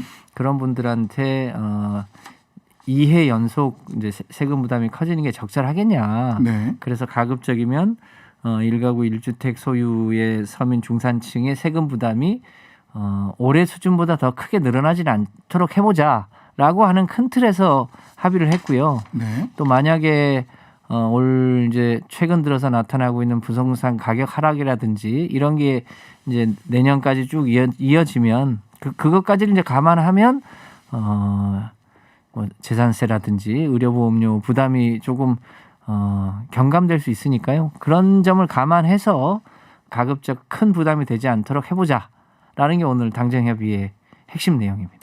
예.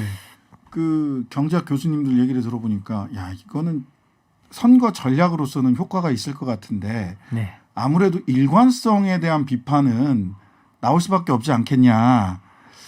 이 부동산의 그 보유세를 높이고 또 양도소득세 거래 관련된 세제는 조금 뭐 낮추는 방향으로 가겠다라고 하는데 양쪽 다 낮춰주는 거 아니냐. 이게 과거의 민주당의 정책과 지금 일관된 거냐라고 이제 경제학 교수들이나 이런 분들은 비판을 할 수 있을 텐데 어떻게 보십니까? 그러니까 이제 과표를 현실화하는 것은 계속 현실화할 수 있도록 하되 네네. 세금이라고 하는 게 일시에 너무 과도하게 늘어나거나 하는 것이 꼭 바람직한 건 아니거든요. 그래서 네네. 보통 뭐 120%, 130% 캡을 씌우는 이유가 네. 늘어나더라도 부담 가능한 수준에서 늘어나거나 줄어들거나 이렇게 하는 게 맞거든요. 이제 네네. 그런 점에서 그 완충 장치를 두는 것은 저는 뭐 합리적이라고 생각합니다. 완충 장치다. 교수님들은 그렇게 하지만 현실 정치에서는 완충 정치도 필요하다. 자, 기획재정부 권한 축소도 공식화하면서 대통령 직속 기획예산처 신설 검토. 지금 그 행정부 소속의 기재부를 해체하고 대통령 직속으로 기획예산처, 기획예산위원회 뭐 이런 걸 만들겠다. 이게 이제 공약으로 지금 검토되고 있는 건가요? 그 이재명 후보의 선대위 산하에 한 교수분의 의견이 기사화된 것 같은데요. 네.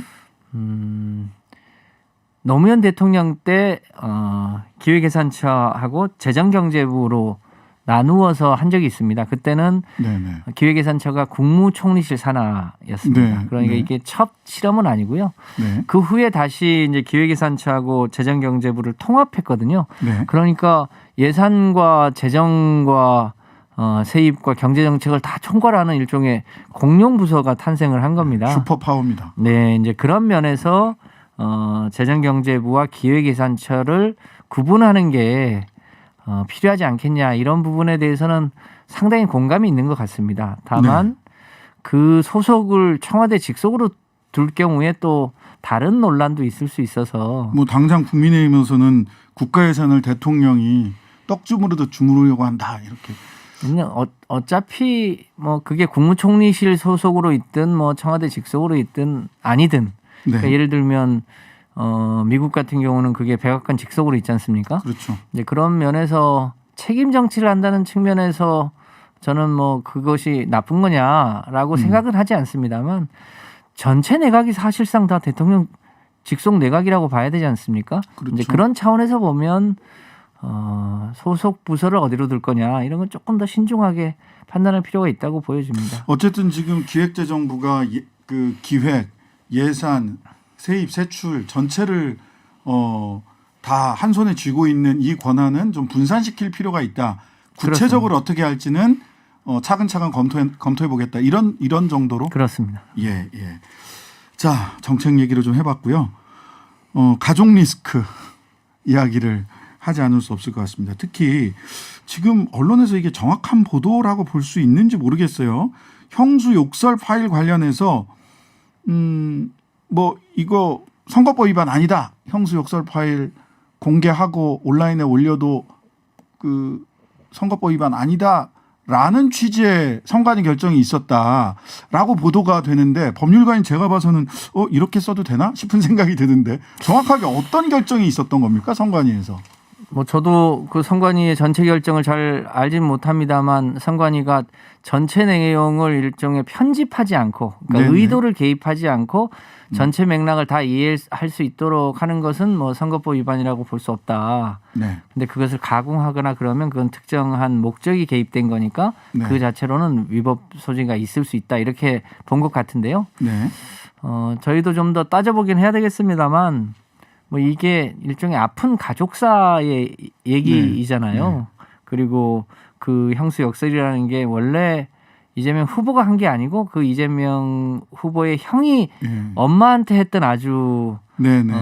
몹쓸 이야기. 심한 욕이었는데 그게 이제 계속되다 보니까 이렇게 엄마한테 이런 욕을 해도 되냐는 취지의 내용이어서 그 전체 맥락을 쭉 들어보면 그 자체가 뭐 썩 좋은 얘기는 아닙니다만 왜 후보가 그런 얘기를 했는지를 이해할 수 있을 수 있어서 국민들께 이해를 구할 수 있는 전 사안이라고 생각합니다.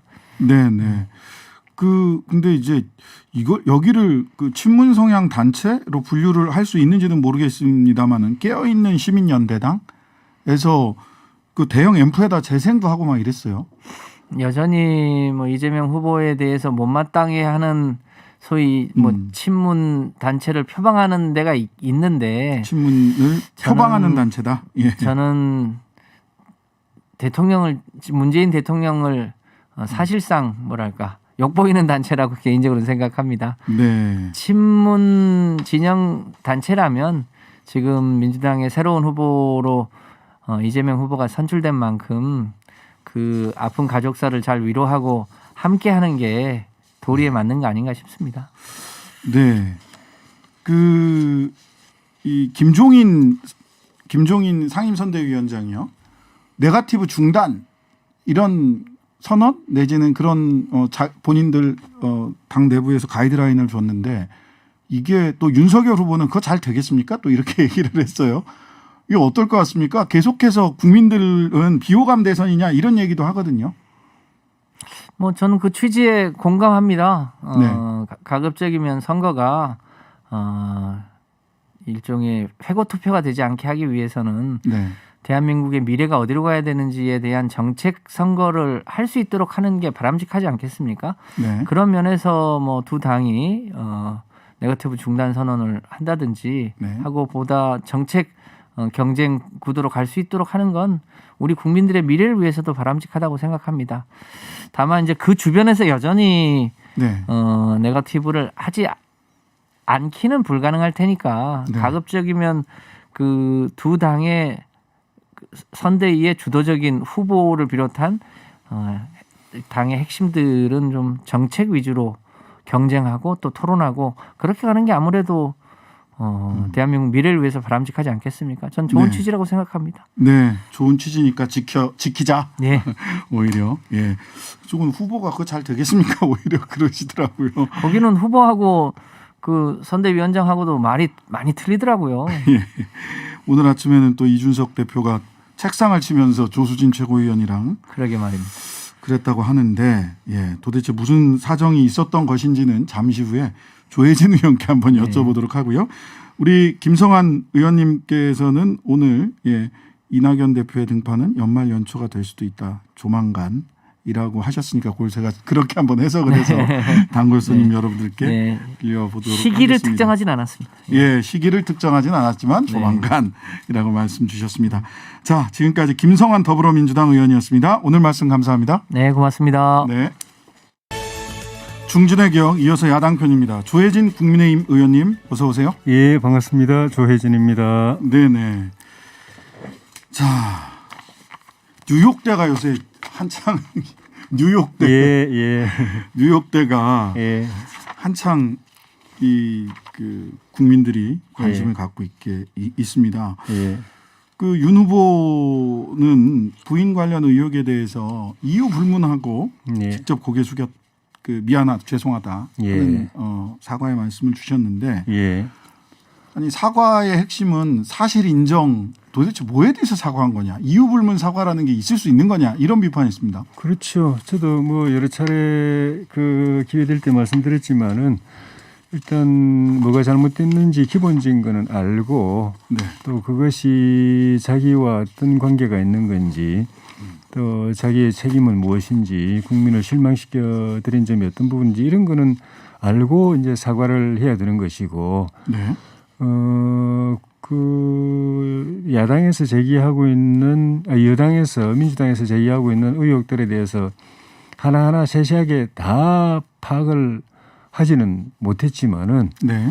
기본적으로 유력 대통령 후보의 배우자와 관련해서 이런 논란이 생기고 또 그 과정에서 사실관계 규명에 좀 그 부족한 부분이 있었다든지 또는 그런 오해나 비판을 받을 만한 소지를 제공했다든지 그런 전반적인 그걸로 인해서 우리를 지지하는 분들에 대해서도 걱정과 우려를 갖게 만들고 또 그렇지 않은 분들한테는 또 실망도 시켜드리고 여러 가지 실망 요소가 있겠지만은 위기 관리 능력이라든지 대응 방식이라든지 이런 것에 대해서 실망하신 분들도 있고 뭐 다양한 그 여론의 반응이 있기 때문에 그런 전반적인 것에 대해서 포괄적으로 사과하셨다고 저는 생각을 했습니다. 네. 근데 이제 이게 자칫하면 이게 메비우스의 사과가 될 수도 있겠다라는 생각이 드는 게 사과는 예. 했어요. 이유 불문 사과를 했는데 예. 어디서부터 어디까지 사실 인정을 본인이 하지 않고 이유 불문 사과를 하시고 나니까 예. 사과로 이게 매듭이 지어지는 게 아니라 예. 사과까지 했는데 이건 뭐냐 사과까지 했지만 또 이건 뭐냐 이렇게 꼬리에 꼬리를 물고 나오는데 예. 특히 교육위원회 계시니까 요거 예. 하나 여쭤볼게요. 예. 교생 실습은 근무다 아니다. 근무죠. 근무입니까? 예. 여기에 대한 해석이 너무 다른데 교생 실습은 예. 이제 민주당 쪽 얘기는 예. 그렇습니다. 교생 실습은 학생이 예. 가서 배우는 과정이기 때문에 실습비를 오히려 내고 예. 하는 거다. 예. 누가 어느 전체 교원들 중에 어느 누가 예. 교생 실습을 가지고 제가 어느 학교에 근무했습니다. 예. 라고 경력 쓰는 사람이 어딨냐. 이렇게 이제 질문을 하는 거잖아요. 뭐 그렇게 보면 그렇게 볼 수도 있죠. 그것도 뭐 전혀 틀렸다고 생각하지는 않습니다. 네네. 그런데 이제 교사로서 근무했다고 이렇게 적으면 그건 잘못된 거고 네네. 그냥 근무했다라고 되어 있는 건데 교생도 사실은 그 기간 동안에는 교사하고 똑같이 일을 하거든요. 똑같은 시간에 출근하고 회의도 참석하고 수업도 다 들어가고 일반 교사들이 하고 있는 걸 과정을 똑같이 반복을 하기 때문에 사실은 근무죠. 거기 가서 뭐 공부했다고 할 수는 없잖아요. 돈 실습비 내고도 가는데 근무면을 가서 노동을 제공하고 돈을 받아야 되는 거 아닌가요? 근데 가서 교사와 똑같이 한 그 입장에서 보면은 근무했다고 느낄 수도 있죠. 느낄 수는 근데 있는데 그거를 이력서에 그렇게 써도 되나? 그거는 교사로 근무했다 이러면은 그건 문제가 있죠. 어느 학교 근무 이렇게 써 있어서 예. 교생으로서 근무한 건 맞죠. 교생으로 의원님 우리 댓글이 지금 예.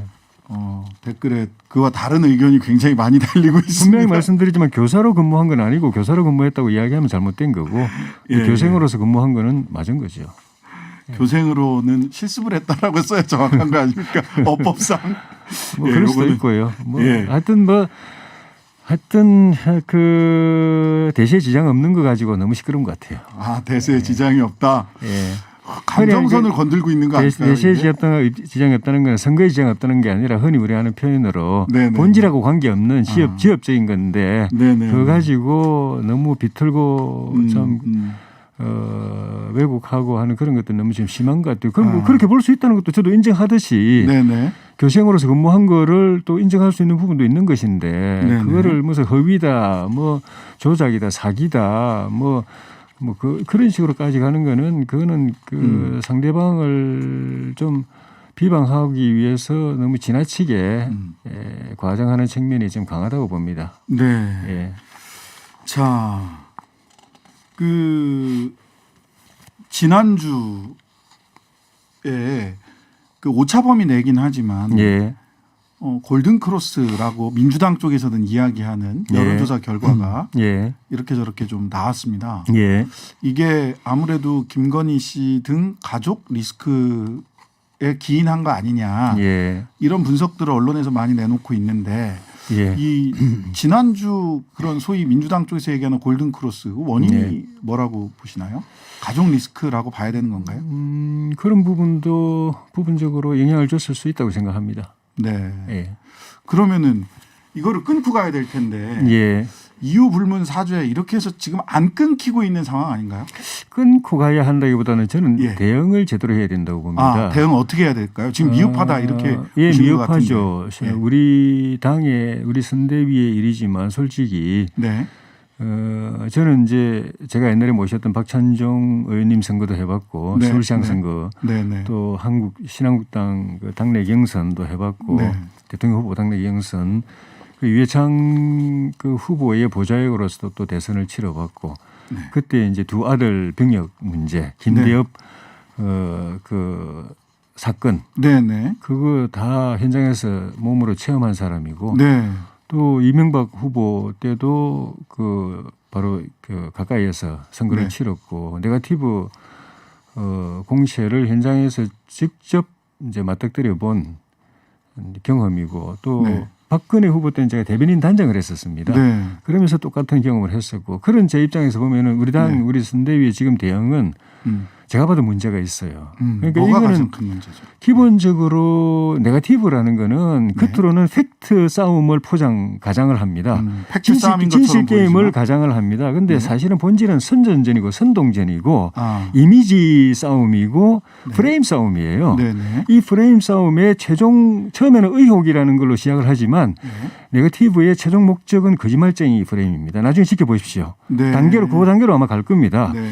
그래서 막 그 어떤 특정 대상에다가 타겟에다가 막 그냥 의혹을 제기해가지고 그러니까 본인이 이 스스로 억울하다고 생각하게 만들고 네. 왜 자기가 중상모략을 당하고 있다, 네. 음해를 당하고 있다. 네. 그래서 나는 그 해명을 해야겠다라고 하게 만듭니다. 네네. 그래서 해명을 한다고 말을 하게 만듭니다. 네네. 그런데 말이란 것은 사실 뭐 우리가 자료도 서로 상충하는 자료가 그럴 수 있고 있죠. 기억도 100% 정확한 게 아니거든요. 네네. 그런데 그냥 그 100% 확실하지 않은 자료, 100% 그 정확성이 보장되지 않는 기억에 의존해서 해명을 하다 보면 반드시 서로 상충하는 게 나옵니다. 네. 서로 틀린 게 나옵니다. 네네. 그러면 이제 상대방 네거티브 공격하는 쪽에서는 말을 바꿨네, 뒤집었네 이렇게 나옵니다. 아, 거짓말쟁이네. 그리고 조금 있다가 더 좀 진행되면 거짓말했네로 나옵니다. 네. 그리고 이 사람은 거짓말쟁이. 이게 최종적인 네거티브 프레임의 목적입니다. 네. 그 단계로 갈 겁니다. 그러니까 네네. 네거티브 대응의 그 당해본 경험 있는 사람들은 네. 절대 함부로 말 안 합니다. 네. 해명을 안 하고 가만히 있으면 답답하죠. 네. 자기가 누명을 뒤집어 쓰니까 네. 흠집을 당하니까 흠집을 입으니까 네. 답답하지만 그 답답한 걸 갖다가 내가 내 입으로 해명해야겠다. 그러면 모든 게 다 정리가 될 거야. 네. 다 오해가 풀릴 거야. 네. 하고 하고 입을 여는 순간에 저쪽이 덮쳐놓은 덫에 빠지는 겁니다. 그래서 우리 쪽에서 기본적으로 정말 100% 거의 100%에 가깝게 확인된 사실에 한해서만 나중에 이게 바뀔 가능성이 없는 거 자료든 기억이든 네. 100% 확인된 사실에 관해서만 이야기를 해야지 그때 막 급하게 대응한다고 막 이거 내놓고 저거 내놓고 과거의 기억을 더듬어 가지고 이 말하고 저 말하고 했다가는 바로 그 상대방이 이렇게 쳐놓은 그 프레임에 말려드는 기 때문에 조 의원님 말씀하신 대로 그 잘해야 되는 겁니다. 근데 지금 제가 볼 때는 우리 당이 지금 제대로 못하고 있어요. 그러니까 조 의원님 말씀대로 그 예. 뉴욕대 관련된 얘기 나오니까 예.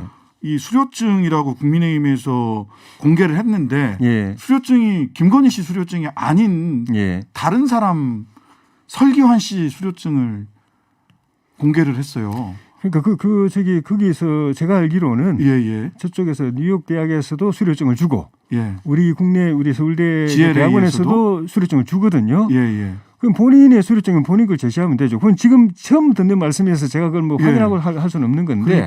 그러니까 그걸 제시를 했는데 또 예. 말이 된 거예요. 그다음에 또 삼성미술관 전시 허위 의혹에 대해서 이준석 대표가 예. 반박하기 위해서 전시 팜플릿을 공개했는데 예. 그 전시 팜플릿에 한림 성신대 강의 이력을 한림대 강의로 기재한 사실이 팜플렛에 또 나와요.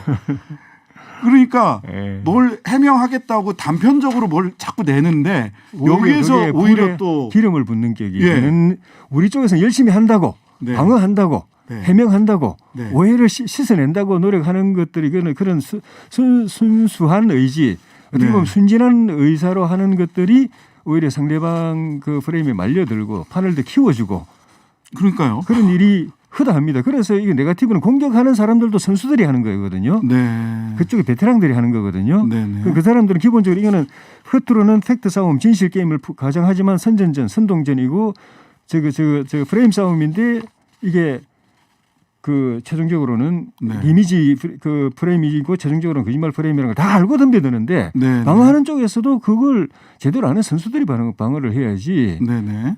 흔히 말하는 이 경험 없는 사람들이 네. 선수가 아닌 사람들이 네. 네거티브 공격이나 방어의 본질을 모르는 사람들이 덤벼들었다가는 네. 오히려 상대방 의도에 말려 들어가지고 판을 더 키워주는 일이 많죠. 그 네거티브 대응팀에 조혜준 의원님이 가셔야 될 것 같은데. 제가 그래서 뭐 삼선이고 중진이고 뭐 상임위원장이고 몸이 무겁지만 네. 저도 좀 이게 좀 조언을 조금씩 하고 있습니다. 아, 지금 답답하시구나. 답답해가지고 네. 많이 답답해하시네요. 잘 하실 줄 알고 그냥 뭐 아니 그러니까 있었는데. 네거티브 대응팀이나 뭐 이런 쪽에 그냥 검사 출신 분들 뭐 이런 분들 다 해놨는데. 그거는 아닙니다. 그때 제가 이제 당 선대위도 전달했지만 네. 법률가들은 법률적인 검토를 하는 것이지. 맞습니다. 그리고 거기 파견돼 있는 그 실무진들은 자료를 확인하고 찾아보고 하는 그런 걸 하는 거지. 네. 그거는 기초적인 거고 네. 대응은 네. 전혀 다른 논리고 전혀 다른 정무적 메커니즘으로 대응이 하는 겁니다. 필요하다. 정무적. 이 선동전이라는 걸 인식하고 네. 네거티브 공격은 그에 대한 대응도 그 인식하에서 해야 제대로 된 자, 대응이 나오는 거죠. 그런 면에서 이미지 싸움이란 걸 전제하고 그런 해야 되는 면에서 거죠. 윤석열 캠프의 이재명 후보 아들에 대한 예. 지금 공격은 좀 날카롭습니까? 어떻습니까? 우리 당은 예. 또 흔히 말하는 보수 우파는 네. 상대방 네거티브 공격하는 것도 사실 이제 전공이 아니고 아, 그래요? 방어도 전공이 아니고 그게 사실 취약점입니다. 꽤 센 것 같은데. 네, 전공이 아닙니다. 그래서 잘 못하고 있는 것 같습니까? 사실은 그거는 언론이나 이 시민사회 이런 그쪽에서 주로 의혹 그리고 이 지지자들이 자발적으로 의혹 제기하는 부분이 많지. 네. 우리 당에서 얼마나 그걸 저 역할을 하고 있는가는 저도 사실 조금 뭐 의문이에요. 하려면 네. 제대로 해야 되는데 뭐 제대로 못하는 것 같아요. 그것도. 예. 그것도 공격하는 것도 해본 사람들이 하지. 안 해본 굉장히 사람들은 지금 우리 조혜진 의원 답답해하고 계십니다. 방어도 못하고 공격도 못한다. 이렇게 답답해하고 계시네요. 자, 그 오늘 하루 종일 그 화제가 됐던 건 예. 소위 신지혜 씨, 페미니스트 서울시장하고 2018년도에 서울시장에 출마했던 예. 신지혜 씨 영입 예. 그리고 이준석 대표 이 영입 과정에서도 이준석 대표가 패싱된 거 아니냐. 그러고 예. 아침에 탁자를 치면서 조수진 최고위원들이랑 조수진 최고위원과 설전을 벌였다. 예. 라고 하는 부분인데요. 일단 신지혜 후보의 영입에 대해서 하태경 의원은 우려스럽다. 홍준표 의원은 잡탕밥이다. 이렇게 표현을 했어요. 예. 이게 당에 도움이 되는 겁니까 지금? 크게 보면은 우리 정권 교체를 이루기 위해서는 정권 교체를 바라는 세력을 다 하나로 모아야 됩니다. 네. 그게 우리 특히 이제 플러스 알파에 해당하는 그런 그 부분은 우리 당하고 그동안에 좀 이 노선이 달랐던 분들이거든요. 되게 네네. 중도 노선이거나 네. 아니면은 진보인데 지금 정권 교체를 바라는 분들 또 지역적으로는 이제 호남 또는 세대로 보면은 2030 또 이제 여성층 이런 우리 당하고 조금 거리가 있었던 분들이 합류해 줄 때 이 파이가 커져 가지고 네네. 정권 교체를 확실하게 이룰 수 있기 때문에 그런 노력은 해야 되고 우리 윤석열 후보가 김한길 전 민주당 대표를 우리 새시대 준비위원회 만들어 가지고 네. 그 위원장으로 앉힌 부분이 정권 교체하고 난 뒤에 새로운 정부도 그런 많은 사람들이 참여하는 통합 정부가 돼야 되지만 네. 정권을 쟁취하는 선거에서 이기는 그 과정에도 그런 분들이 참여해야 합류해야 이길 수 있다라는 이 기본 전략에서 그렇게 하는 것이기 때문에 네. 그 전략 자체는 저는 옳다고 생각하고 앞으로도 그런 노력을 해야 되는데 네. 개별적으로 이제 한 분 한 분을 영입하는 데 있어 가지고 당내 소통이 가급적이면 좀 원활해야 되고 네.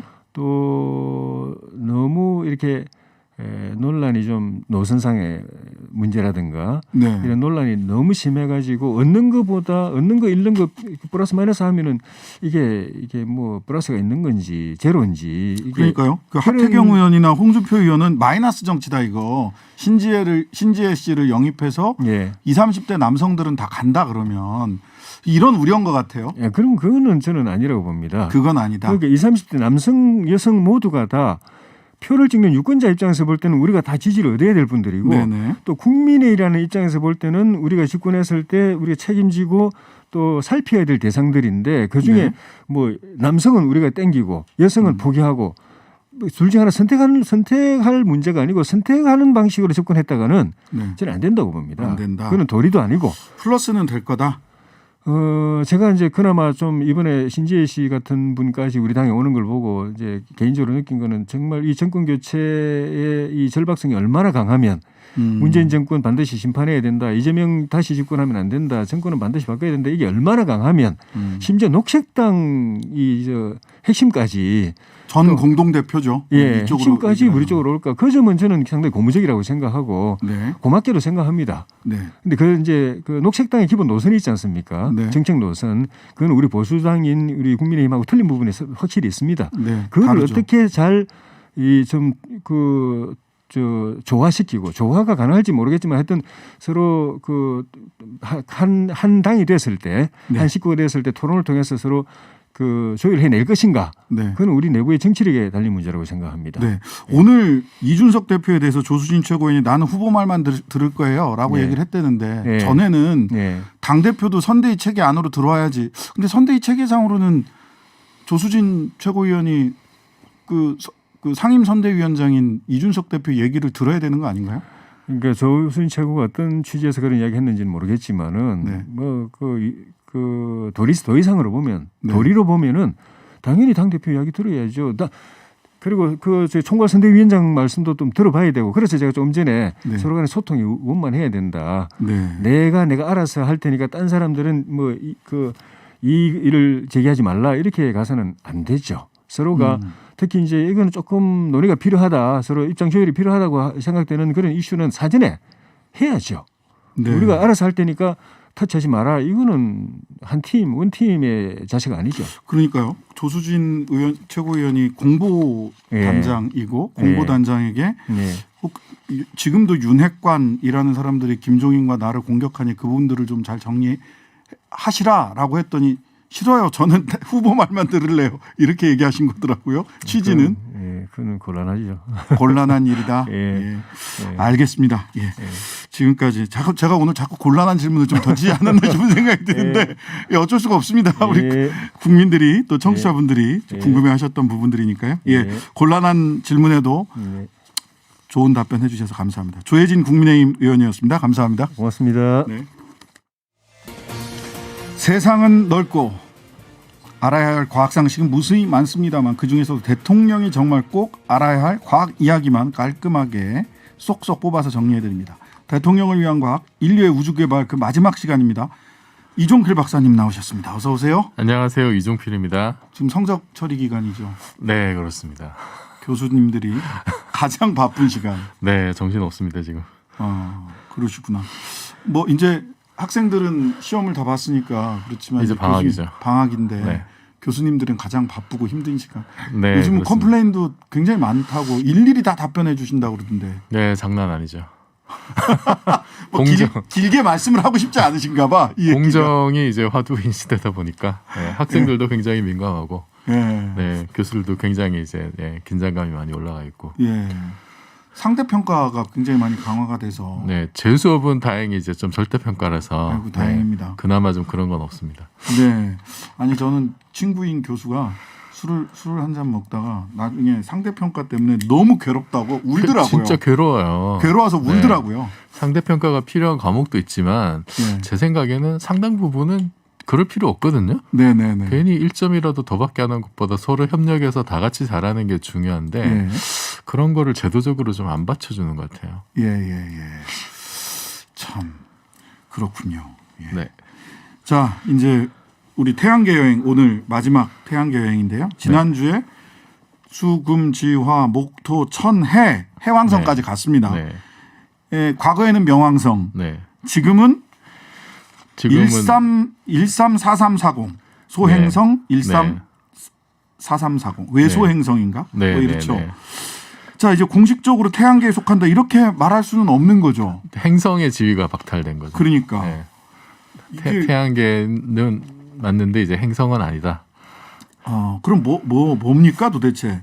그러니까 행성이라고 보기에는 얘가 그 주변에 있는 다른 것들과 비교했을 때 딱히 뭐 행성이라고 할 만한 특징이 있느냐? 뭐 크기도 되게 작고 크기가 뭐 지구 크기보다 상당히 작거든요. 네네. 질량도 굉장히 작고. 네. 그래서 또 그 명왕성만한 다른 천체들도 이제 발견이 막 되고 네. 명왕성은 궤도도 굉장히 찌그러져 있어요. 그렇다면서요? 예, 다른 행성은 이렇게 좀 그나마 원에 가까운데 예. 그래서 굉장히 이렇게 좀 뭐 들쭉날쭉하고 비슷한 것들이 뭐 그 주변에서 이제 그 카이퍼 벨트대라고 하죠. 거기서 많이 발견되고 해서 이제 2006년에 이제 그 행성의 지위가 이제 박탈이 된 거죠. 네. 그 영화 제목, 만화 제목 카론의 새벽 뭐 이런 게 있었는데 명왕성 위성이 카론이라는 카론이 위성이 있어요. 있다면서요? 예, 스틱스도 있고 알려진 위성이 5개가 있는데 네. 이 명왕성이 영어로 플루토잖아요. 플루토. 이 저승을 관장하는 신의 이름이 이제 맞아요. 우리로 치면 염라대왕쯤 됩니다. 그러니까 명왕이구나. 네. 명이 명부할 때 그 명이 그런 저승이라는 네네, 뜻이거든요. 저승이죠. 저승을 네. 지배하는 저승의 왕. 네. 네. 근데 이제 카론이 이제 스틱스가 뭐냐면은 이제 그 죽은 사자들이 건너가야 될 5개 강인가 이제 그 중에 하나인 네. 거고 네. 그 사자를 건너주는 이제 뱃사공 이름이 카론이죠. 예. 예. 근데 이게 참 재밌는 게 이 명왕성을 발견한 사람이 미국의 클라이드 톰보라는 천문학자인데요. 네. 그래서 이 미국인이 발견한 첫 행성입니다. 이게 1930년에 네. 미국인들이 명왕성에 대한 애착이 되게 커요. 자기들이 발견했다는 이유만으로. 네, 그런 거죠. 그 아까 저번 시간에 말씀드렸듯이 토성까지는 맨눈으로 본 거고, 그렇죠. 천왕성은 이제 그 독일에서 이렇게 계산해서. 그 관측으로 본 거고, 네. 그 다음에 해왕성은 계산으로 발견한 거고, 그 이제 유럽에서 발견한 거거든요. 네네. 20세기 와서 이제 처음 발견한 게 명왕성이라서 자기들 애착이 큰데 이제 행성지가 박탈된 거고, 그래서 뉴 호라이즌스라고 이제 그 명왕성 탐사선을 보냈을 때 네. 클라이드 톰보의 뼈가루를 넣어 보냈어요. 정말. 예, 뼈가루 넣어 보내면서 동전 두입도 넣어 보냈습니다. 25센트짜리 2개를. 왜 그랬냐면은 네. 그 이제 신화에서 네네. 그 카론이 영혼을 맞아. 건너줄 때 뱃삭을 받는다. 맞아요. 그래서 그 뱃삭을 하라고 클라이드 톰보의 유해 일부를 담아서 이제 카론에게 뱃삭으로 주라고 동전 두입을 넣어준 거예요. 아, 이벤트쟁이들. 그러니까 저는 그 얘기를 들으면서 이게 미국이 이렇게 그 역사나 신화가 되게 약하잖아요. 네. 그런데 이렇게 그 만드는 거죠. 20세기에 자기들이 가장 잘하는 어떤 그 우주 기술을 가지고 새로운 신화를 만들고 있는 거죠. 네. 그래서 우리도 빨리 이제 우주로 나가서 우리만의 또 새로운 신화를 저렇게 만들면 얼마나 저게 새로운 콘텐츠가 될까 그런 생각도 들더라고요. 그러니까 중국도 그런 신화를 만드는 그러니까 텐궁 해가지고 네. 천궁 해서 자기들 이야기 가지고 우주 그런 개발하거든요. 거죠. 네, 뭐 옥토 이런 것도 마찬가지고. 옥토, 네. 천궁 이런 게 전부 다 자기들 옛날 얘기를 맞습니다. 가지고 네. 우주에 나가서 그 신화를 우주에다 다시 한번 구축하는 새로운 거기 신화를 때문에. 만들어내는 예. 거죠. 새로운 스토리텔링을 만드는 거죠, 그게. 이런 거 필요해요, 사실. 그러니까 우리도 충분히 이제 그런 스토리텔링 능력은 또 우리도 뭐 세계 대단히 최고 있습니다. 수준이잖아요. 예. 최근에 보면은. K컬처. 그러니까요. 그래요, 맞아요. 그 명왕성 외소행성 134340 플루토 방탄소년단도 네. 이 노래를 불렀죠. 불렀죠. 그러니까 네. 우리가 만약에 이제 명왕성 탐사선을 띄우면은 BTS의 음반을 실어가지고 뭐 보내야 이렇게 되는 보낸다라든지 거네. 예. 이런 게 우리의 신화를 만들 수가 있겠죠. 자, 근데 재밌는 건 천왕성, 해왕성을 목표로 해서 네. 우주선 보냈다라는 얘기는 없는데 명왕성을 목표로 해서 우주선 보냈다 이런 네. 얘기들은 있거든요. 굳이 명왕성을 우리가 천왕성이나 해왕성보다 명왕성을 굳이 가보고 싶어하는 이유가 뭔가요?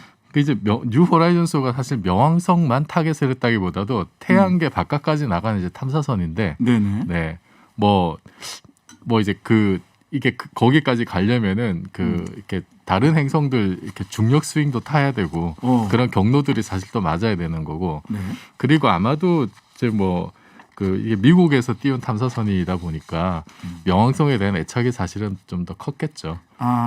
네. 명왕성까지는 사실 그렇게 천왕성, 해왕성도 이제 가본 게 이제 보이죠. 이거 그냥 근처 지나가다가 이제 거죠. 본 정도밖에 없고, 네. 명왕성은 아직 그렇게 이제 가본 적이 없는데 망원경으로만 보다가, 그러니까 사실은 잘 모르죠. 명왕성은 뚜렷한 이미지도 처음 얻은 게 뉴 호라이즌스가 이제 지나가면서 네, 근접 비행하면서 촬영한 게 이제 네, 그게 가장 뚜렷한, 지금까지 우리가 가지고 가장 뚜렷한 영상인 거죠. 그 네. 하트 모양 보는 게. 어쨌든 뉴 호라이즌스 네. 새로운 지평을 열겠다. 해서 명왕성 지나서 어디로 가고 있나 봐요. 네. 지금.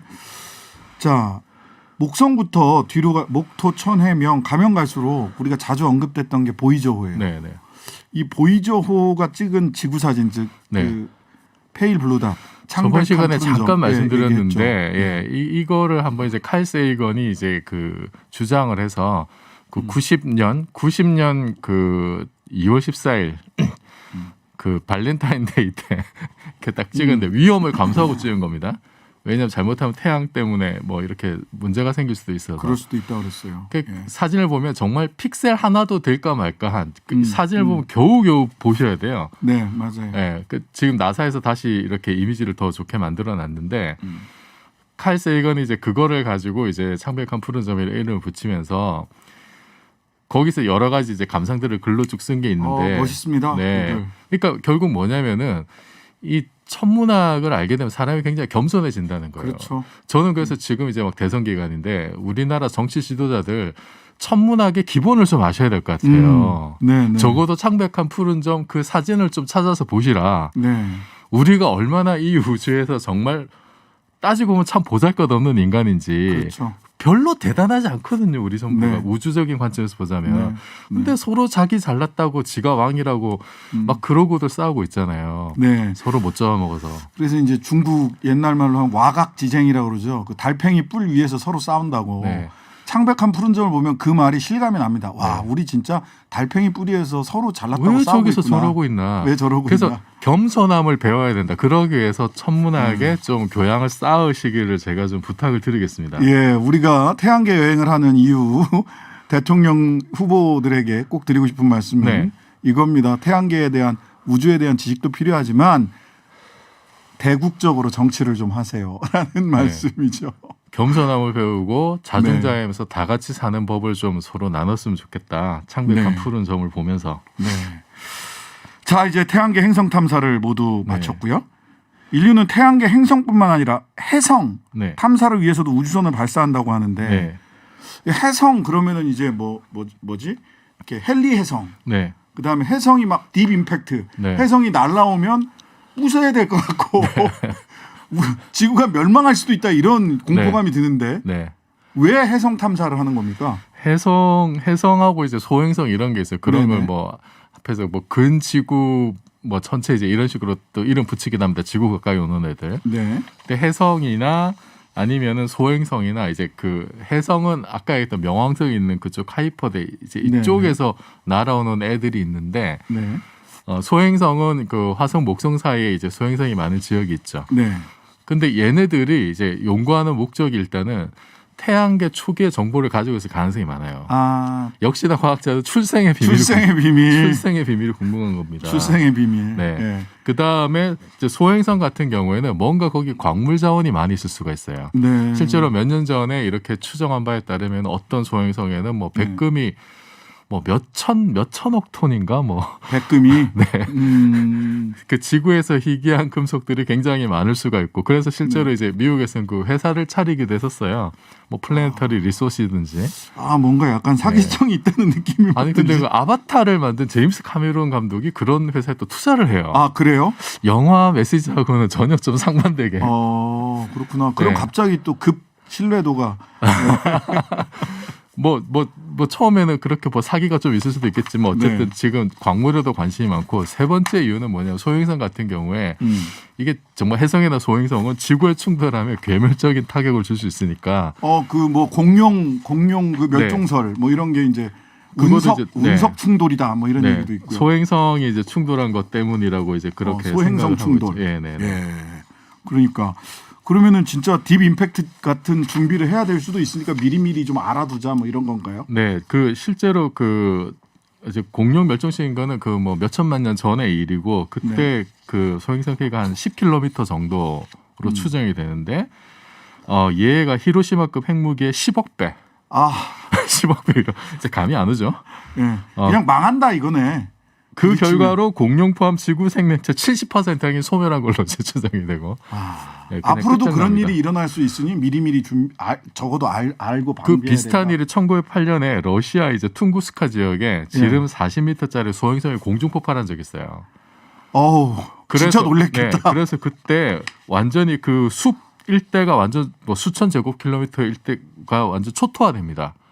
숲이 다 쓰러지고 무서워. 야생 동물도 수천 마리 떼죽음 당하고 네. 다행히 거기가 사람 거주 지역이 아니어서 인명 피해는 거의 없었어요. 근데 이 퉁구스카 이벤트라고 굉장히 유명한 이벤트인데 네. 요게 이제 히로시마급의 300배 위력.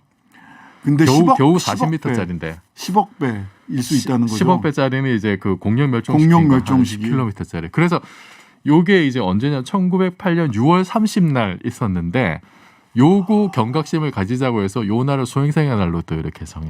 6월 30일 네. 소행성의 날. 네. 그냥 뭐 축하해가 아니라 무서워 하는 날이네. 그러니까 이런 소행성이 우리 주변에 이제 올 수 있는 것들이 대략 한 100만 개 정도 이제 있을 걸로 추정이 100만 되는데, 개요? 네. 그런데 우리가 알고 있는 게 한 1% 정도밖에 안 되고 한 해에 추정할 수 있는 게 한 1000개 정도밖에 안 돼요. 네. 그래서 더 많이 알아내자고 해서 그 독일의 영화 감독 리히터라는 감독하고 그 다음에 저기 그 퀸의 그 전설적인 기타리스트 브라이언 메이.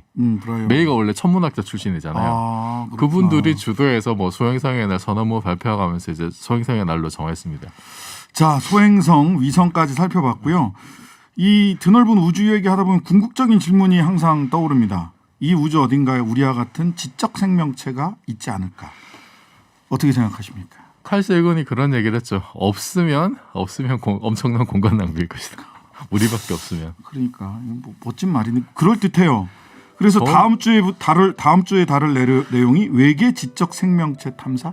네, 기후위기? 지금까지 이제 과학자들이 또 계속 이렇게 또 그쪽으로도 연구를 해왔는데 네. 탐색을 해왔는데 그 얘기들을 뭐 소개해드릴까 합니다. 네, 다음 주 기대해 보겠습니다. 지금까지 건국대 상어교양대학 이종필 교수님입니다.